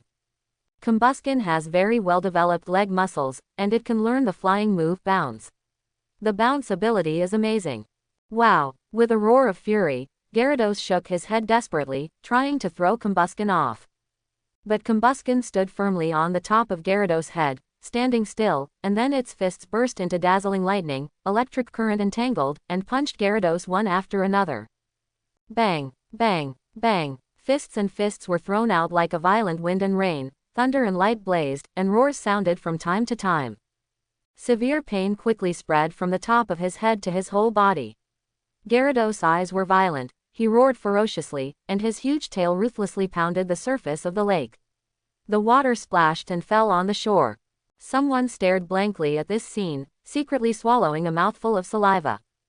Although they were born in a wealthy family, such scenes are rare. They only feel that the senior Gyarados are terrifying, but what about the elite and champions? And at this time, standing on top of Gyarados, Combusken, who was suppressing Gyarados against the attribute, what kind of strength is it? For a moment, someone looked at the figure standing quietly by the river bank and felt that something incredible had happened to Chen Qi. Chen Shuiba, who was obsessed with learning, seemed to be a little different. Rock slide. Under the gaze of many eyes, Chen Qi moved his lips and spoke calmly. During this period of training, Combusken strengthened the learning of other attribute skills. Although the proficiency is normal, it can play an unexpected role at certain times. Charlo. Combusken responded, gathered huge rocks out of thin air, and then crashed down, hitting Gyarados. Boom. Gyarados, who was directly below, was unable to dodge in time, and was hit head-on by rock, and numerous injuries appeared on his huge body, with traces of blood oozing out. Then, it let out a desperate roar, its body swayed, and it fell heavily. The heavy body suddenly divided the lake into two, and the lake water poured towards both sides. Combusken jumped high, then landed firmly on the lake shore, standing beside Chen Qi. The surface of the lake exploded and appeared in front of their eyes. On the shore of the lake, there was a dead silence. After an unknown amount of time, a piercing siren sounded, breaking the silence. Everyone turned around and saw several cars approaching at a high speed. They were the security personnel who had been late. Young Master Pei, we are here, please give instructions. Where is Gyarados? The leading security guard stood straight in front of Pei Qian. Pei Qian silently pointed to the lake. The gigantic Gyarados is lying on the lake. ... That's the way it is. Pei Qian stood on the shore of the lake, making a phone call. I see. A calm male voice sounded from the other end of the phone. The voice paused for a while, then continued to ring. Your classmates are not injured, are they? No. Chen Qi made a timely move. Pei Qian replied. That's good, I'll come over right away, and you organize people to explore the bottom of the lake. Good father. Pei Qian hung up the phone, took a deep breath, and immediately raised his eyes to Chen Qi, who was talking with his classmates. He quickly walked up to Chen Qi, with a sincere expression, thanked him. Chen Shuiba, thanks to having you here this time, otherwise the consequences would be disastrous. What he said was sincere. He was fully responsible for this gathering. If any students made mistakes, he could not escape the blame. What's more, the identities of these students are not normal, and if there is a problem, his father will not be able to explain to the elders of these students. Chen Qi waved his hands and said with a loud smile, the squad leader is joking, even without me, you can still deal with this Gyarados. Luan said quietly from the side, my Dratini said it couldn't be done. Pei Qian smiled, and said, Chen Shuiba, what's the matter with you? You have trained Combusken so well, are you planning to switch to the combat department? As soon as these words came out, everyone present looked at Chen Qi in unison, expecting his answer. This Combusken is not just powerful, it's unbelievably powerful, unbelievably powerful. They know in their hearts that it is very difficult to cultivate a senior-level Pokémon before the university starts. And most importantly, looking at the specific performance of this Combusken, there is a high probability that it is also very powerful in the senior class. But they knew that Chen Qi had always shown little interest in Pokémon breeder and battles, and focused on academic research, and even volunteered to fill in the research department. Facing everyone's puzzled eyes, Chen Qi spoke for a moment, then slowly replied, some time ago, I suddenly found that breeder Pokémon is quite interesting, and then I tried breeder under the coaching of my elders at home. I didn't expect the effect to be good. And then it just happened. Unconsciously, hearing these words, the corners of Pei Qian's mouth twitched. How much he wanted his Riolu to break through to the senior level unknowingly. On the contrary, when Luan heard these words, his eyes flickered, and he said secretly, no wonder the progress is so fast. After talking for a while, Pei Qian suddenly asked, Chen Shuiba, what are you going to do with this Gyarados? According to the trainer's regulations, the wild Pokémon defeated by the trainer alone has the right to deal with it on its own, that is, it can choose to accept or not. Although it is within the scope of the resort, this Gyarados is undoubtedly a wild Pokemon, which meets the requirements of the regulations. Chen Chi's eyes flickered. He looked at Gyarados lying on the lake, thought for a second, and replied, "This Gyarados is useless to me, you can deal with it." He now has 3 Pokemon, the Combusken and Beldum are thriving, and the Ralts are hungry, all 3 require a lot of attention and care. Chen Chi has no idea of subduing the 4th Pokemon for the time being, at least until Combusken and Beldum have good strength, and Ralts can be alone. Unfortunately, the current Ralts is just a charming little Stephanie in Chen Chi's arms all day long. As for the Gyarados in front of him, although his aptitude is not bad, Chen Chi, who has 3 champion-level aptitude Pokemon, naturally looks down on him.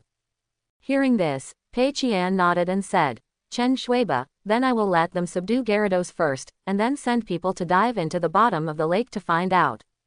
"No problem." Chen Chi nodded slightly. Gyarados is then subdued by a security officer with a Pokeball.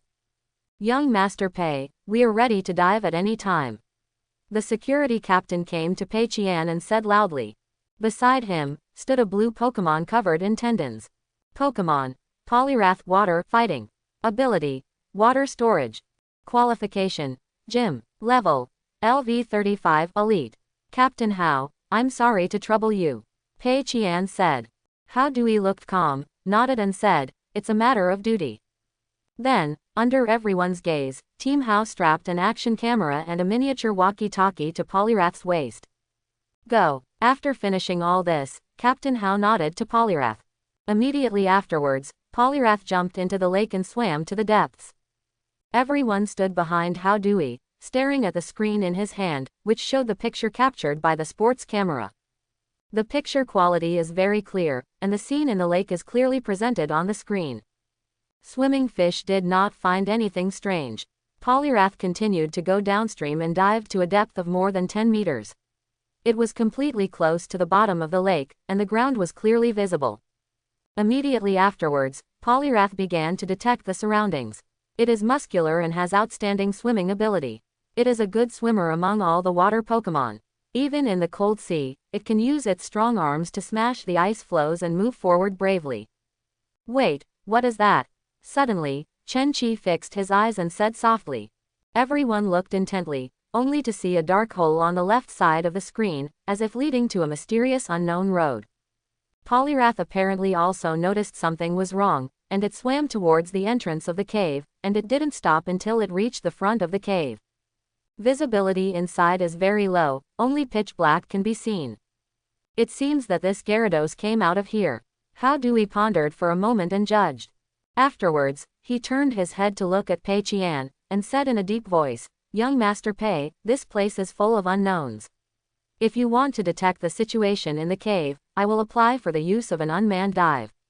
Hearing this, Pei Qian's eyes flickered, and finally replied, "My father is coming soon, everything is waiting for him to decide."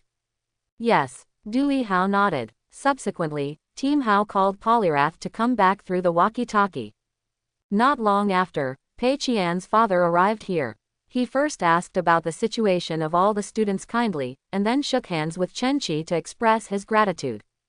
After all this was done, Pei Qian's father ordered the temporary closure of the resort until the hidden dangers at the bottom of the lake were completely resolved. "Students, I'm really sorry to surprise everyone today." Pei Qian bowed his head and apologized. "How can there be? Today is a special experience. Chen Shuiba hooked a Gyarados. I will brag about it for at least a year. Ha ha ha, when the investigation of the cave entrance at the bottom of the lake has results, you must tell us." Pei Qian nodded again and again, definitely. Finally, he walked up to Chen Chi, with eager eyes, and handed over an exquisite wooden box. "Chen Shuiba, my father asked me to give you this thing, thank you for your help this time. Father specifically said that ordinary money is useless to you, but this thing can be useful to Combusken. It is a gift from our father and son. Please accept it." Chen Chi pondered for a moment, then took the box and said with a smile, "Thank you very much." The setting sun is like blood, gradually setting in the west. Pei Qian bid farewell to many classmates, returned to the limousine, and sat next to his father Pei Yusheng. "Father, all the classmates have been sent away." Pei Qian lowered his eyes and said firmly. Pei Yusheng hummed lightly, and then slowly opened his eyes. He looked ahead and said in a deep voice, "Self-reflection, is there anything I didn't do well?" Pei Qian took a deep breath, and then, as if he had practiced countless times, he spoke fluently. "The first point is that there are no security personnel to accompany you. Second point, seeing Gyarados appear, he did not choose to retreat decisively, and contacted the security personnel immediately." "Well, it seems that you were reflecting." Pei Yusheng nodded slightly, his voice low. Seeing this, Pei Qian hesitated for a while, and finally couldn't help asking, "Father, why did you choose to give that thing away?" Pei Yusheng glanced at him lightly, his dark eyes were deep, as if he had detected Pei Qian's inner thoughts, and said, "Do you think that thing is too expensive and does not conform to what he has done?" Hearing this, Pei Qian quickly shook his head and said, "No, I just think." Pei Yusheng's voice suddenly sounded, interrupting his words. "Sometimes, daring to admit is also a proof of courage." Pei Qian was silent for a while. Seeing this, Pei Yusheng put his hands on his thighs and asked in a low voice, "For 3 years, I haven't taken the initiative to tell you the identities of the other students. Up to now, how many people do you know?"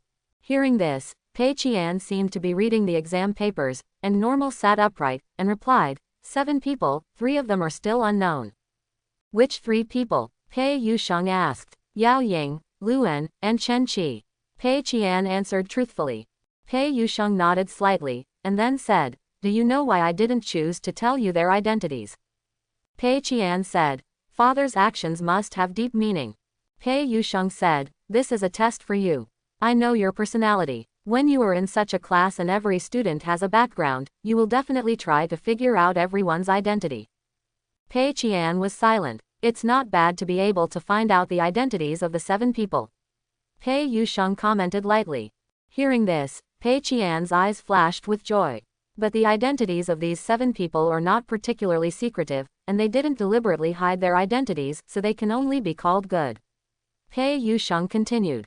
"There are roughly 3 types of students in aristocratic colleges. One is due to their special family background, they deliberately hide their identities from being known by others. A kind of low-key behavior, but will not intentionally hide their identity. The vast majority of students belong to this category.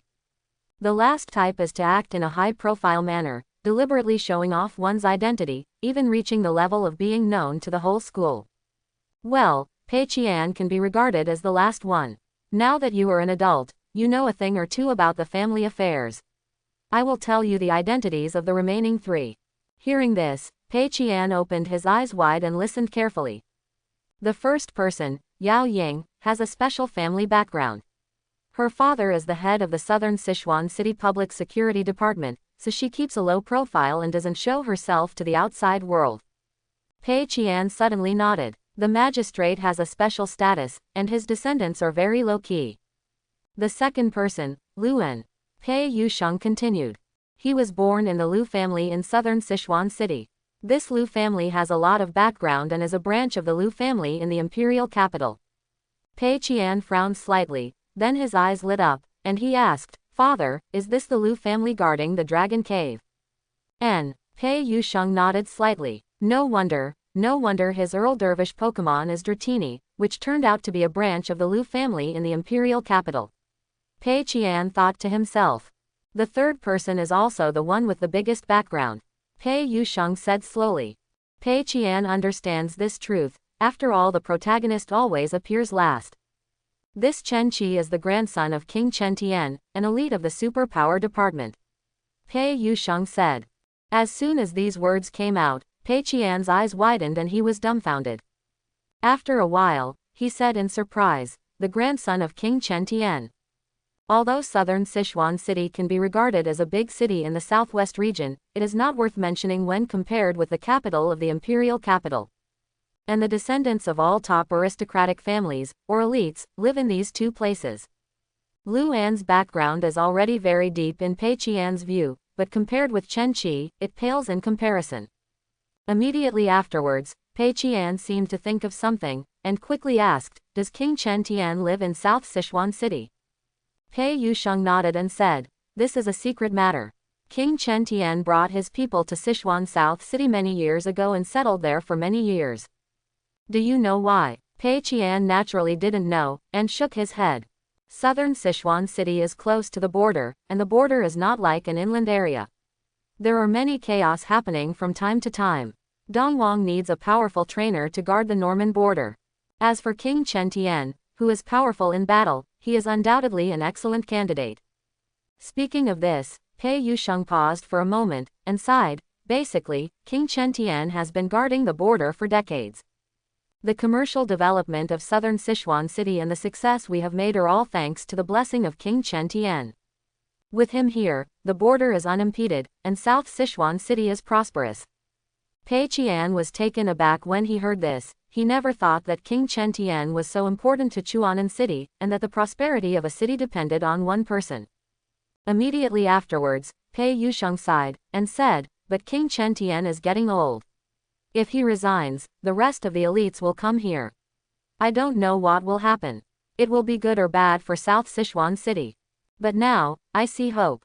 Pei Qian's expression froze, and he said, Father, do you mean Chen Qi? Pei Yusheng nodded and said, according to what you said, he not only has the potential to become a Pokemon scholar, but also has the talent to become an excellent trainer.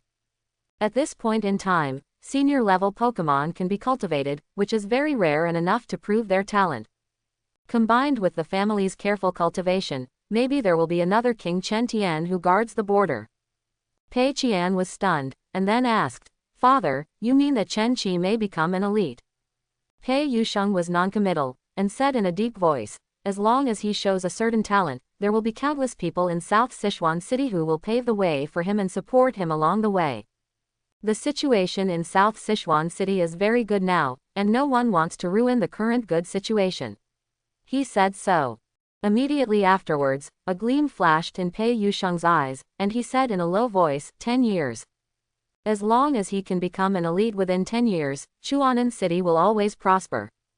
10 years. When Pei Qian heard this, he lost his mind for a moment. Even Lu Elite, who is the youngest and most talented today, only became an elite at the age of 26.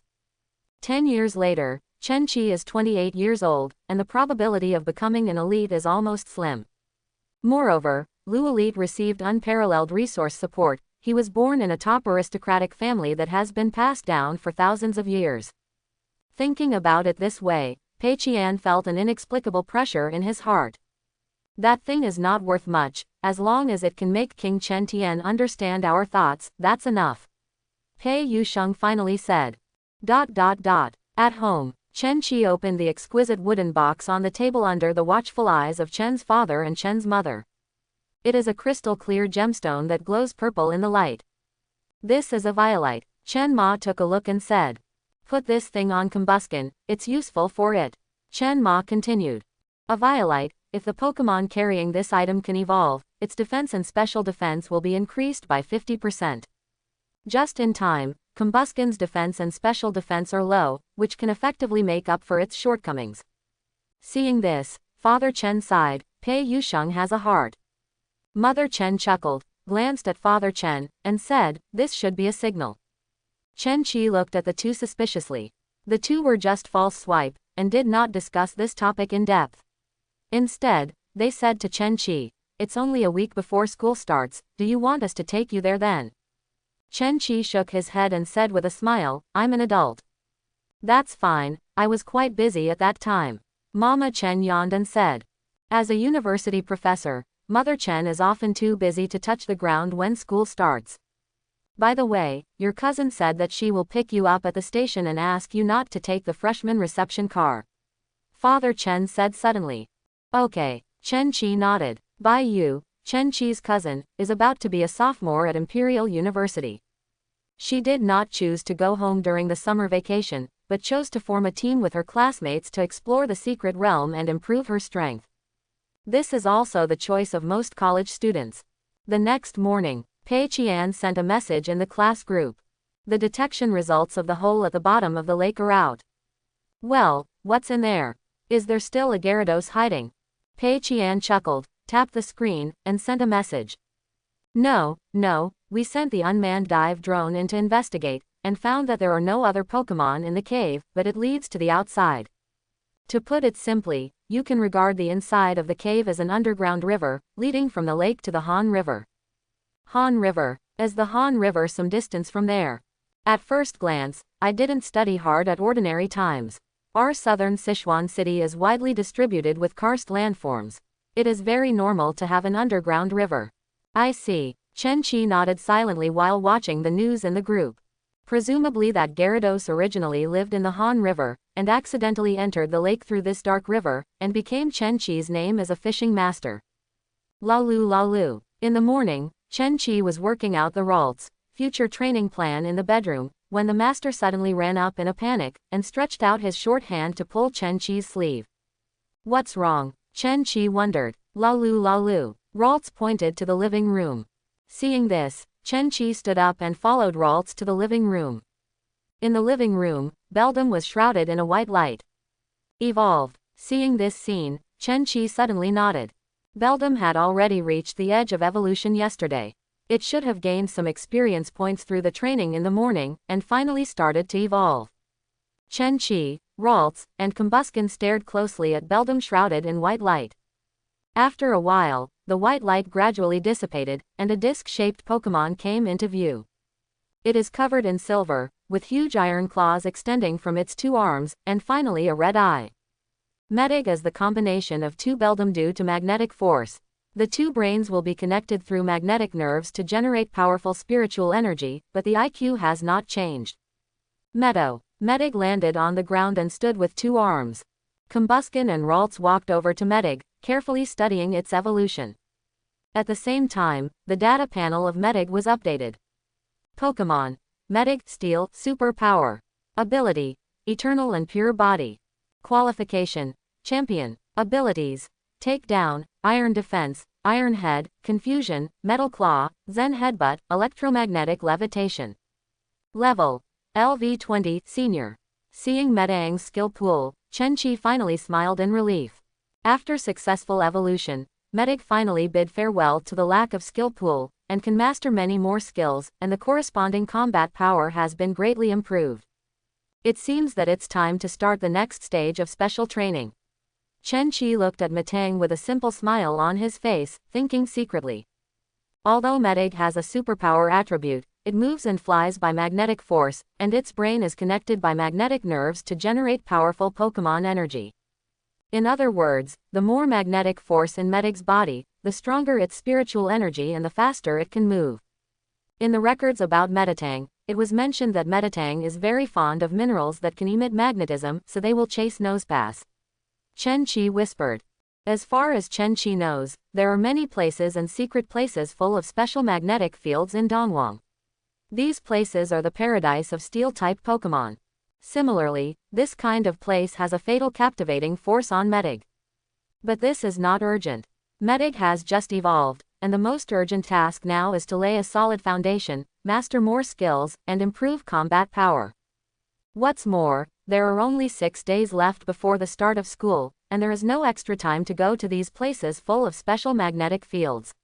Chen Qi thought to himself. Anyway, as far as he knew, there was no such place near Chuanan City, and if he wanted to go to other places, he must have enough time. Well, there's no rush, there will be plenty of time when the field military training is over. Chen Qi once heard Bai Yu mention that there is a lot of spare time in the university, except for some compulsory courses, the rest of the time can be arranged freely. Even if you want to leave the campus, you can travel to various places, as long as you can guarantee to pass the final exam. Then during these 6 days, one will continue to improve Combuskin's level, and the other will allow Medig to master more skills. Having said that, Chen Qi glanced down at Ralts who was playing with Medig, and muttered in a low voice, "Thirdly, let Ralts develop well.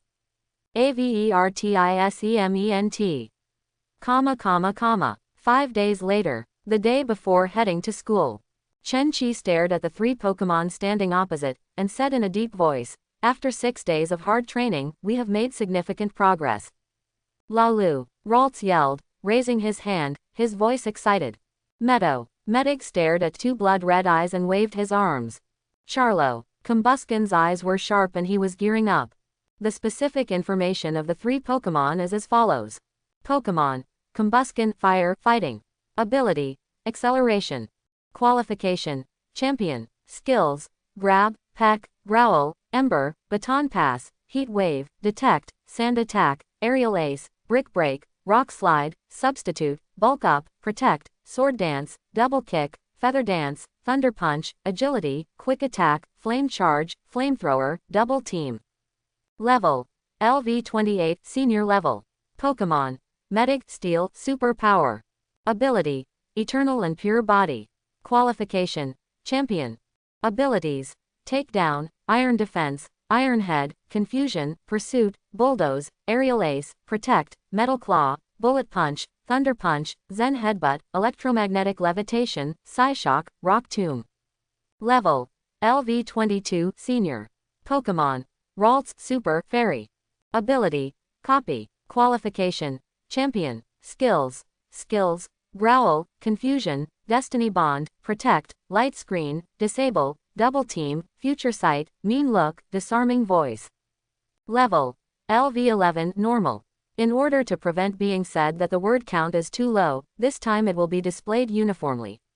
Unless there are special circumstances, the detailed data panel will not appear in the future. Combusken's level has reached level 28, the skill pool is extremely rich, and the attack surface has expanded a lot. I believe that he can break through to the elite level in a week at most. Medic's level has only increased by 2 levels, because it has focused on mastering new skills and improving its proficiency in the past few days, and its combat power has been greatly improved. The Ralts allowed themselves to develop and thrive, but because of their championship level qualifications, they have also broken through to the ordinary level, and the future can be expected. In fact, to be honest, Chen-Chi didn't particularly focus on improving the Pokemon level from the beginning to the end. This matter is easy to understand. The Pokemon's combat power is the decisive factor in the Pokemon battle, and the level does not determine the result of the battle. To improve Pokemon's combat power, you need to start from many aspects, such as Pokemon's physique, Pokemon's skill pool, Pokemon's skill proficiency, and combat experience. Thanks to Chen Ma being the top breeder master, Chen-Chi allowed Pokemon to develop in many ways in the very first breeder, focusing on every aspect, not just simply improving the level. However, as the level of Pokemon gradually increases, the gap between Chen-Chi and other trainers will become larger and larger, and it will gradually become so large that others will despair. Without him, Chen-Chi's Pokemon has no boundary barriers, and can improve its strength level without obstacles. Now he may be only 1 level away from his peers, but after a while, it is very likely that there will be 2 levels, or even 3 levels. Well, that's the charm of the system. Next, let's use the actual combat to test the training results of the past few days. Battle Club, Supervisor's Office. Director, Chen-Chi is here. The female secretary walked into the conference room and bowed. Lu Zhan was bowing her head in the case, dealing with obscure and complicated documents. After hearing this, she raised her charming face, stretched her waist, and said, "Turn on the screen."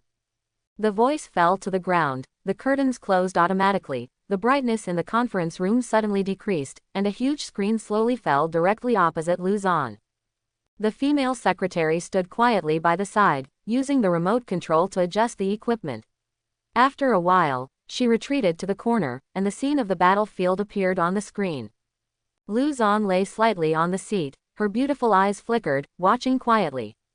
Chen-Chi and the sparring partner stood on both sides of the battlefield, facing each other from a distance, ready to fight. The sparring partner for this match was a short-haired woman in her 20s with very sharp eyes. Seeing that the two were ready, the referee flagged a draw and shouted loudly, "Please send out your own Pokemon." The two looked at each other and threw the Pokeball in their hands at the same time. "Go, Combusken! Go, Swellow!" The white light bloomed, and Combusken stood quietly on the field, his eyes froze, looking up at Swellow hovering high in midair. Swellow flapped its dark blue wings, and the scarlet lines on its neck and forehead were particularly conspicuous.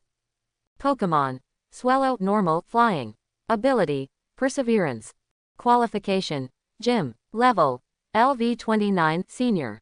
Swellow, who was given the nickname, Bug, Yan, so ability Perseverance often explodes in battles, turns against the wind, and counterattacks from desperate situations happen from time to time. Ash's Swallow has many high-profile scenes and has scored many victories for Ash.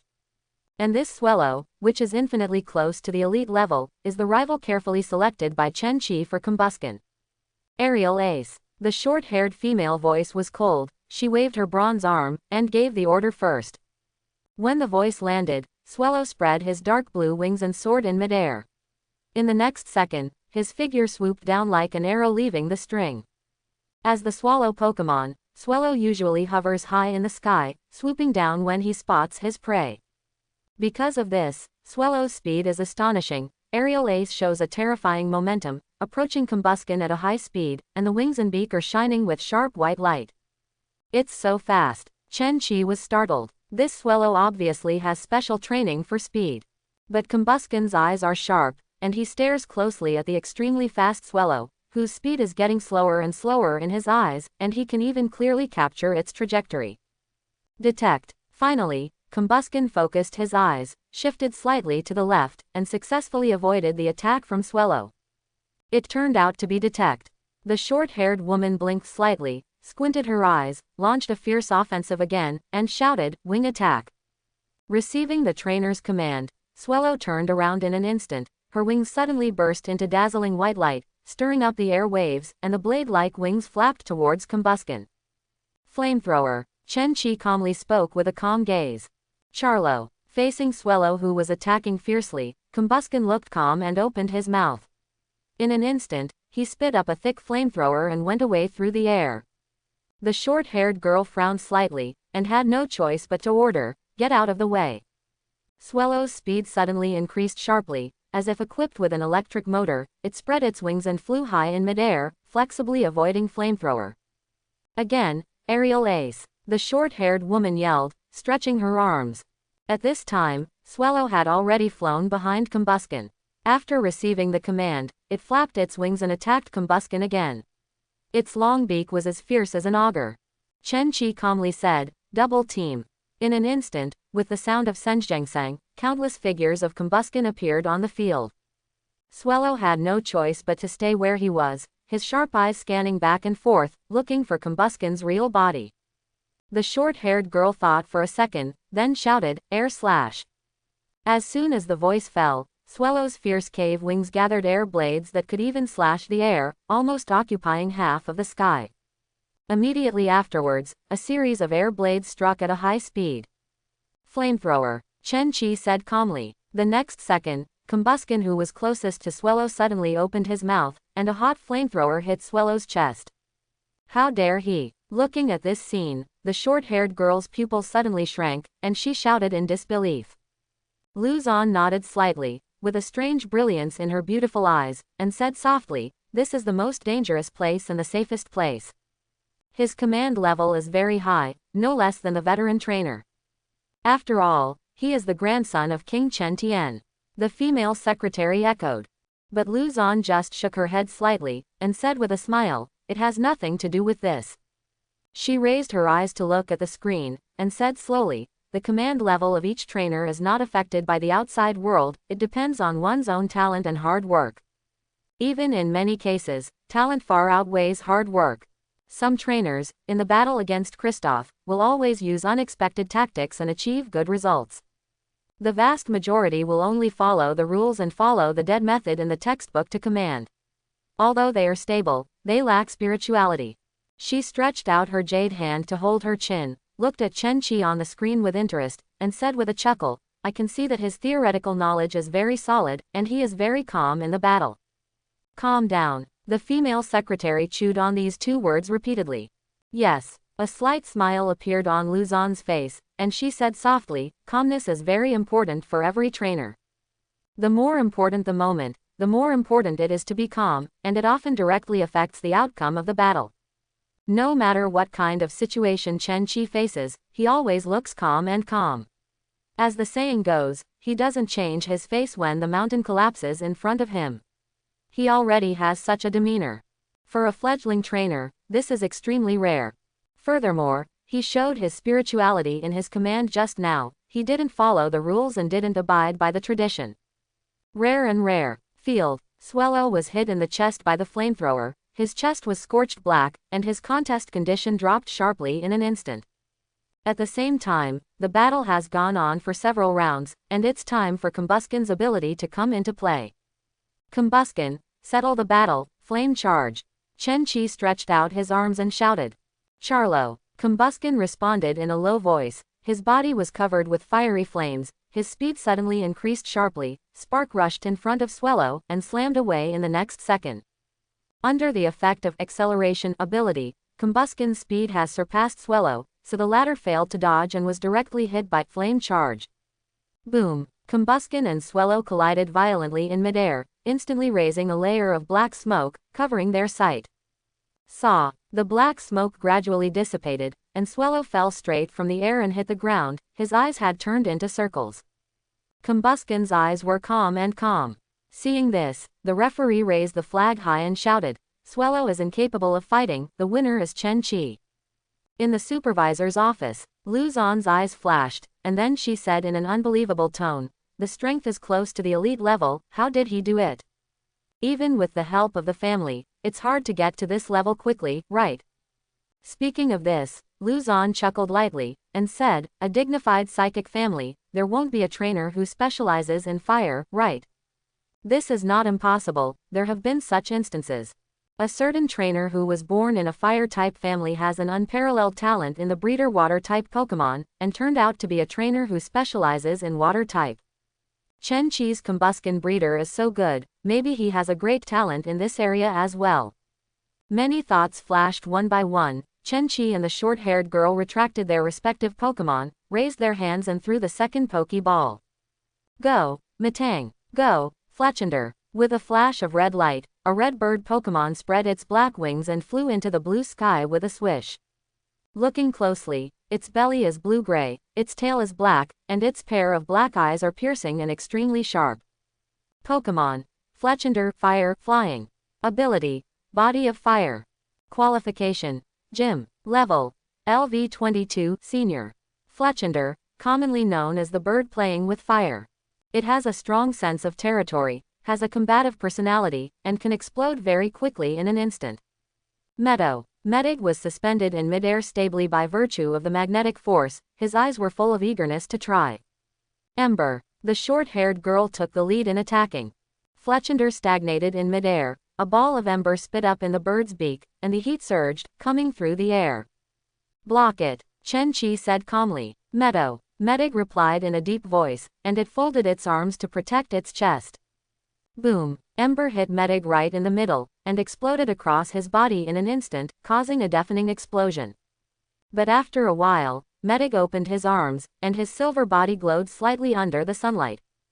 Unscathed. Seeing this scene, the short-haired girl's pupils shrank, and her heart was horrified. Medig is twice restrained by fire skills, but Ember hits Medig, but fails to cause any effective damage. Is this Medig indestructible? Suppressing the surprise in her heart, the short-haired girl lowered her lips, her eyes froze, and she said sharply, Flame charge. Crazy. Immediately, Fletchender spread his wings, and Black's wings were enveloped by flames that appeared out of thin air, and then the flames spread to all parts of his body, and the flames burst into flames. Fletchender's gaze was like a scorching sun, fixed on Medig in midair. All of a sudden, it came galloping at a high speed, and Fletchender's instantaneous burst speed itself was very fast. After using Flame Charge, the speed increased to another level. Therefore, Fletchender is so menacing in flames that he almost turns into a bolt of red lightning, making it difficult to catch him. Psyshock. Chen Qi's eyes flickered, and he commanded. As soon as the words fell, Medig's eyes glowed with a dazzling blue light, which instantly turned into two bright and substantive thought waves, attacking Fletchender at an astonishing speed. Boom! Nianbo collided with Fletchender in midair, setting off a layer of air waves that spread around. At the same time, Fletchender's fierce attack was abruptly stopped, it flapped its jet black wings, and stared at Medig with its sharp eagle-like eyes. Acrobatics. The short-haired woman gave an order with a twinkle in her eyes. Fletchender flapped its wings, turned its direction, and its beak glowed with a sharp white light. It came to Metatang in a short time, and attacked Metatang with a light posture. Medig was unable to dodge successfully, and suffered pain immediately, but it has excellent resistance to flying, so the damage it received was not obvious. Thunder Punch. At the same moment, Chen Qi's voice sounded quietly. Meadow. Medic roared furiously, and his silver body gave people a strong sense of oppression. He swung his fists covered with flickering electricity, and hit Fletchender's chest right in the middle. An uppercut. Boom. Brutally knocking Fletchender into midair, and then fell straight down, hitting the ground heavily. Obviously, this thunder punch had an excellent effect on Jaw Fletchender, who was hit hard. Can you still get up? The short-haired girl raised her willow eyebrows and looked at Fletchender, who was lying on the ground. This isn't her Pokemon, so the short-haired girl can't encourage Fletchender to get back on her feet with genuine affection and a bond of friendship. Fortunately, Fletchender staggered, and finally slowly slammed the dual wingbeat and flew into the air. But the short-haired girl shrank her pupils suddenly, noticing that Fletchender's body was still entangled with tiny electric currents, producing a paralyzing effect from time to time. This is the paralysis effect attached to Thunder Punch. Fletchender was lucky and successfully fell into the paralysis contest condition. In this way, the short-haired girl knew that the general situation was over and the defeat was a foregone conclusion. Seeing this, Chen Qi decisively stretched out his arms and shouted, "Confusion solves it." Meadow. Medic echoed in a low voice, and then sent a weaker confusion to Fletchender. Fletchender was in a paralyzed contest condition and failed to dodge. He was directly hit by confusion, his body swayed, and he fell directly to the ground, his eyes turning into circles. Fletchender is incapacitated. The referee raised the Qi flag, therefore the winner is Chen Qi. Lu Zan looked at this scene, pondered for a long time, and after a while, her red lips parted slightly, and she said, "It seems that I still underestimated him. Infinitely close to the elite level Combuskin, the senior level Metang, it's really scary." Field. Chen Qi withdrew the Metig, the Pokeball on his waist swayed, a red light shot out, and the expectant Ralts appeared on the field. Lalu. I want to fight too. Chen Qi couldn't help laughing, and decided to let the child experience the feeling of fighting in advance. I hope everyone will support it and subscribe more.